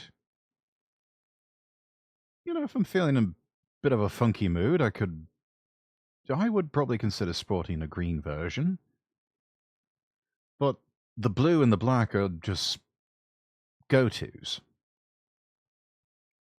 But that black and white one, that one is brilliant. Green for St. Patty's Day, yeah. 2 very different bracelets. So regardless of wrist size, there should be something here for everyone. Well, almost everyone. Because if you're someone that may like watches that are a little different, a little unusual like this, Christopher Ward just won't do. You know, the black and white one, peak. Yeah, sort of like this black and white Seiko Willard. Is that a Willard or is that a turtle? I think it's a Willard. I don't know. That also looks good. That also looks peak. I'd probably wear that. Which sometimes happens when you have a lot of watches already. You've been collecting for a while. Because at that point, you already have your basic bases covered, and you kind of want something that stands out in your collection. A good way to look at the Christopher Ward Pro 300 is that it's kind of the iMac of the watch world. That if you're looking for an idealized watch, this is pretty much perfect for what they're trying to do. Yeah. Like I said earlier, for a lot of people, this is what an ideal modern tool watch should be. And in that way, it's great for most people. But for those that want something that stands out, something different, those that like to take the path less traveled, they might consider this a little bit boring. For instance, let's say you want something with a little bit more flash. Well, Wise Timepiece offers a completely polished 904L case that might be better for you. Or let's say you want something with a little bit more of a vibrant dial or adventuring, at which point you might want to wait for the next Zelos release. Or if you want something completely different, Seiko's special edition dials are just that. And this watch right here, which is what I was holding, is a great example of that. This is my Seiko Glacier Marine Master Reduced, which these days I think you can find for just about the same price. And I gotta say, as much as I love this watch, the Trident is far superior in almost every way. That said, I do love the Marine Master. That is an excellent Cities of Dive watch.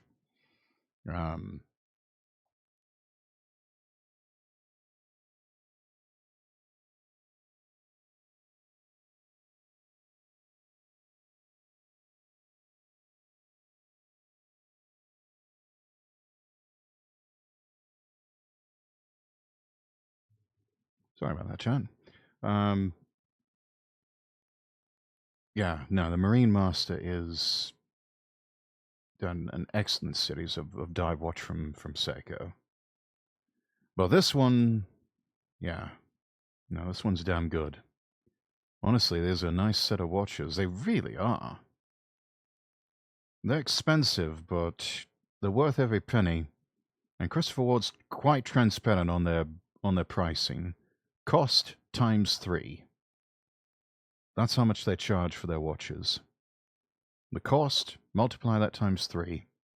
That's where they get their profit. I like that level of transparency. And I'd recommend it 9 times out of 10 to other people. Yet between the two, for me personally, I'd pick the Seiko. I just love this Glacier dial. There's nothing else like it. Now, one of the big reasons I say I'd recommend this watch isn't just because it's a fantastic design, but that it's almost perfectly executed as well. The overall design here may not have a ton of flash, but break out the macro lens, Doesn't need it. and that's really where this watch starts to impress. From these shots, you can see that all the hands and the indices have a good depth with well-defined angles and edges. Everything comes across crisp and clean. And remember, this is a white dial, which tends to show more imperfections. So for what Christopher Ward is trying to do, the fit and finish here is practically perfect. And honestly impressive for the price. Which is even more obvious when you compare it to other watches in this price range. It easily has a better execution. Now, if you're comparing this to something a bit higher end, that's maybe where this is going to fall a little bit short. Wow. Like, let's say I compare this to my Oris. I would see that the level of execution would be close, but the designs of the hands and the indices are less sophisticated on the Christopher Ward, meaning they're easier to do, which is perhaps where those higher end watches are going to pull ahead. But for the price, I mean, Christopher Ward is just hard to beat. And if you're someone that has no interest in luxury watches, a good Christopher Ward could easily be your endgame watch for your collection. The last watch you ever buy, and you'd be perfectly happy with it.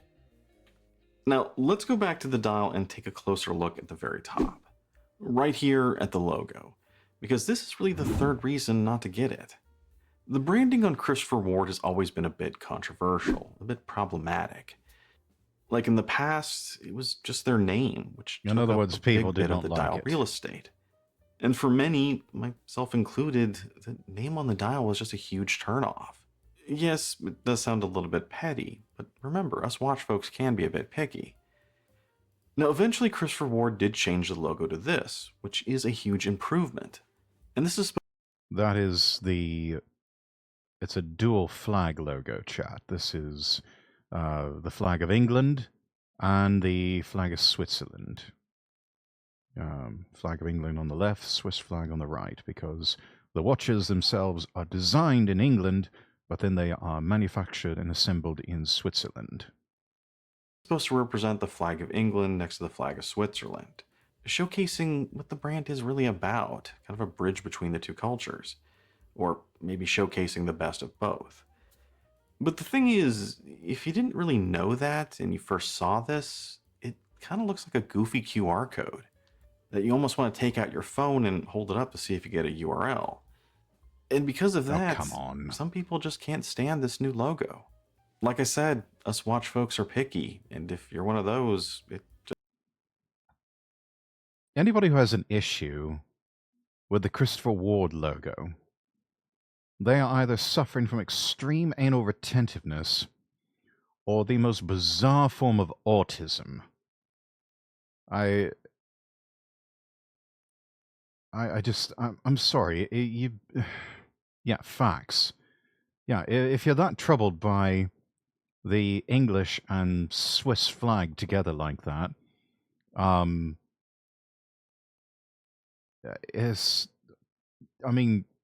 hashtag first world problems. I mean, really. I was wondering about the symbol, lol. Yeah, no, that's what it represents. And, fun fact, for a long time, they had that logo just sitting on the shelf, ready to go. They had one of their solicitors tell them, no, you cannot use that logo. You will get sued by the Swatch Group because it looks too similar to the Swatch logo. And after a while, they just said, you know what? Fuck it, we ball. We're gonna use the logo. And they did. And guess what didn't happen? Swatch Group suing them. Swatch Group has no issue with it whatsoever. Just is what it is. For pro number 4, this one is a spec monster. Meaning it's got everything you could want in a great everyday diver. Now I'll throw the dimensions up at the side, and you'll see that it hits the sweet spot in terms of size, weight, and thickness. But on top of that, we're talking sapphire, ceramic, screwed down crown, 300 meters of water resistance, custom rotor, cool looking case back. There are solid quick release end links, and ones that just work, I might add. As I've seen some quick release end links in the past that are a pain to get off, where you have to break out a tool just to help. But these that Christopher Ward put out are perfect. There's also a milled clasp with a great quick adjust, making it even more comfortable to wear. And there's really only one thing that I think is missing, and that's a scratch-resistant coating. But, you know, with this design that's mostly brushed, it is less critical than some of the more dressier divers. Although, one thing it's not missing is great loom. Which you would almost expect on a diver at this price, but that's something I found not always to be true. As some of the nicer divers I've looked at seem to be more focused on the design and the finish, to the point that loom really is an afterthought. Or even more on some of the more recent Seikos, like the Marine Master Reduced and the Slim Turtles. Seikos really slipped when it comes to loom. Those have worse loom than their entry-level divers. That is really sad. So great loom isn't always the case with more pricier divers. But it is for Christopher Ward. It's got great loom that's nice and bright, and should last mostly through the night. Now, for con number 4, we're going to look way down here at the bottom of the dial. See that? Swiss made. And oftentimes, that's a positive thing to see. But you really got to remember what Swiss made means, which is simply 60% of the value has to come from Swiss sources. And that doesn't mean parts value, that means total value. And oftentimes, that means these are really just Swiss assembled. And that's true with most Swiss watches in this price range. With them, most of the parts are still manufactured in China, just like almost every other watch that's not a luxury watch. I mean, that's not necessarily a bad thing. While a lot of people do take comfort when they see Swiss made and sometimes even brag about it, honestly, it doesn't mean that much. And it doesn't necessarily mean that it's better quality than we're getting with other brands. And this right here is also a good... Exactly. Why is it a con? Yeah, I know. I mean, most of these parts are going to be made in factories in China because they can do these sorts of things quickly and cheaply. So they'll source, you know, metal bits and whatnot from China, and maybe they'll complete the final assembly over in Switzerland. We don't know. I mean, he was talking about pickiness. He wasn't kidding. I know. He must have really struggled with this one to come up with some nitpicks. Though I must say, he's got some good choices for alternatives here with his other divers, the Monta Ocean King and also the Hydra Timer over there. Some lovely watches, but yeah, I still love that Christopher Ward. Time to talk about the movement. Christopher Ward is using a Sleeta SW200, a good Swiss movement. Standard workhorse. One a lot of people have faith in and has a pretty good track record. But, you know, if you do compare this to, say, a cheaper Miyota 9015, the specs aren't much different. Now, I can already hear some of the comments about what I'm about to say, but... Yeah, that's one of the reasons I opted for the Sealander GMT, because I think it's got I don't think it has an SW200, I think it's got an SW300, but with the regulation and with the GMT complication added in, they're able to work on it to get a 50, it's like a 50 or 56-hour power reserve with the GMT version. And yeah, 36 to 38 hours is not, it's not really a whole lot. That could be better. There is an argument to be had that the 9015 is actually better than the Sleeta, or at the very least on par. Just because it costs more doesn't necessarily mean it's better. I'm not going to get into it too much, but let's just say there's an argument there. And this is a bit of a debate in the watch world. But the main reason I'm pointing it out here is that a lot of the Pro 300's competition will be sporting that 9015, and some of which you could potentially get for a better price. That's very true. Although it is worth pointing out that price and value aren't always the same thing. And this does lead us to our fifth reason to buy it. And that's that Christopher Ward has struck an almost ideal balance between price and the quality of their divers, offering a lot of value. Meaning that even though the price is higher than some of the other options out there, there's still a lot of value here with Christopher Ward. Just look at the specs, the fit and finish, and some of the extras, like the quick release end links and quick adjust clasp. I think there are very few brands out there that come close to what Christopher Ward is doing, with perhaps Wise watches being one of the few that may beat Christopher Ward in terms of value. Although before you go look at Wise, just know that they're more focused on flashier, dressier divers, which is very different than this. And if this is what you want, kind of apples and there's oranges. not a lot of competition out there at this price that could rival it. However, con number 5 is also related to price, and that's that for many of us, the price is higher than you think. And I'm specifically talking to those of us in the United States.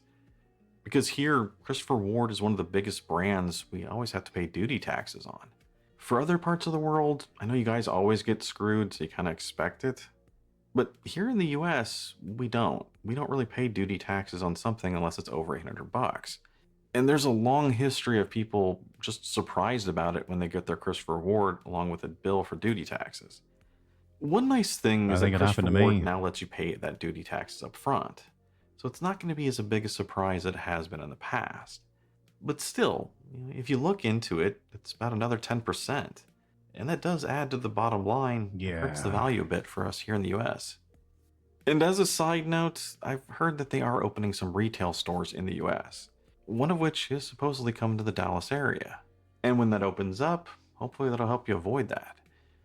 And speaking of price, this kind of also brings up another point. Not something that's a negative against the watch, just something to kind of whine and bitch about. I do know that they have done some pop-up shops.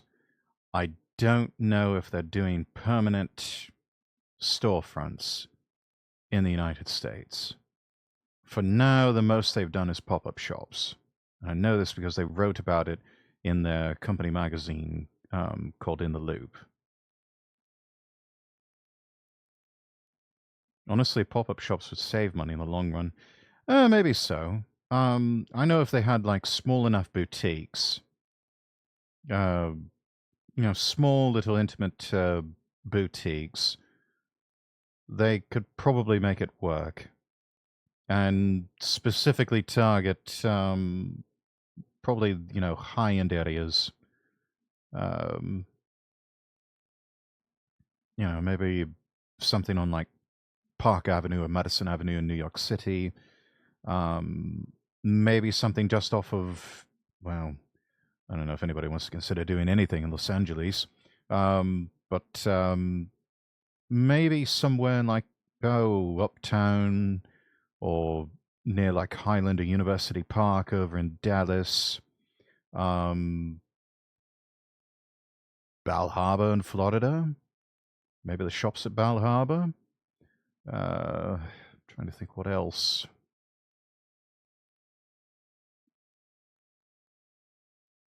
Yeah, something like that. Areas such as that. Maybe something in Scottsdale, Arizona. That might also work. Maybe even a pop-up shop in Vegas on the Strip somewhere.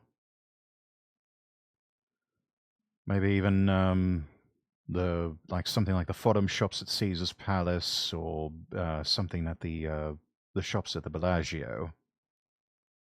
Yeah, Spectrum in Irvine, or Fashion Island in Newport Beach. Yeah, something like that would work. Something like that would work. I don't know. Actually gives me an idea. At least for those of you who've been collecting for a while. And that's when you look at Christopher Ward's prices, you notice they've gone up quite a bit in recent years. They have. Christopher Ward used to have the best diver under $1,000, and that was with a bracelet. And now it's just about over that. And like I said, this really isn't a negative against the watch, because this is happening across the board, but still something to complain about. Because inflation just sucks. Yes. Bottom line, at this point, you're probably sick of hearing me say the word perfect. But when it comes to divers, this is pretty close. The Christopher Ward Trident Pro 300 is kind of like the 3 Series of the watch world. The design as a whole may not be as interesting as some other options out there, but it's something you'll appreciate more and more every time you put it on your wrist, as it offers an ideal experience. And when you're looking down at it, you'll have a hard time thinking of anything you might be missing. So if you happen to be considering a diver in this price range, honestly, you'd be a fool not to at least consider it. Now, as usual, let me know your thoughts down below on the diver, on Christopher Ward, or just whatever you're thinking about. And as always, if you enjoyed the video, you guys know what to do. It's pretty standard these days. I'm Shane, this is Relative Time, and I'll see you next time. Alright, that gets a like. That gets a like. Right, chat. We're at nearly 4 hours on this. And it is getting late. I think we'll just call it a night.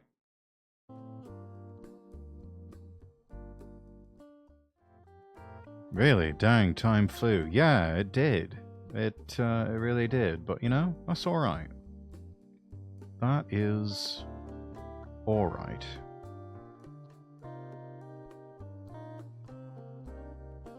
Yeah.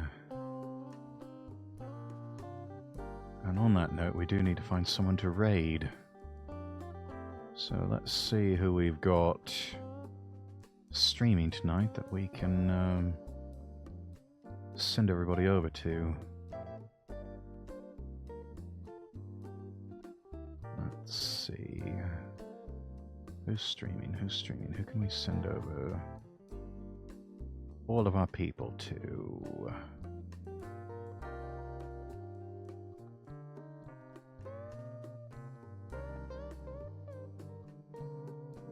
I see that Mama Oko is doing some...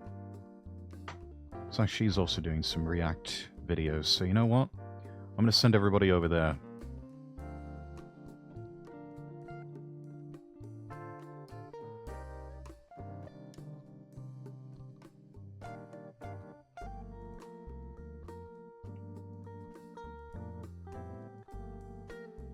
Sort of a mutual friend of Razorwind. So any friend of his is a friend of mine. Right, there we go. Raid is set up. Oh, by the way, everybody, if you haven't already, do make sure that you give me a follow over on the YouTube channel. There's the link in chat. But yeah, here's the copy pasta. And I'll see everybody tomorrow for a special collab with Arthur and Amalia. Won't want to miss that. I'm Lord Rexworth. I wish you all the best, and God bless.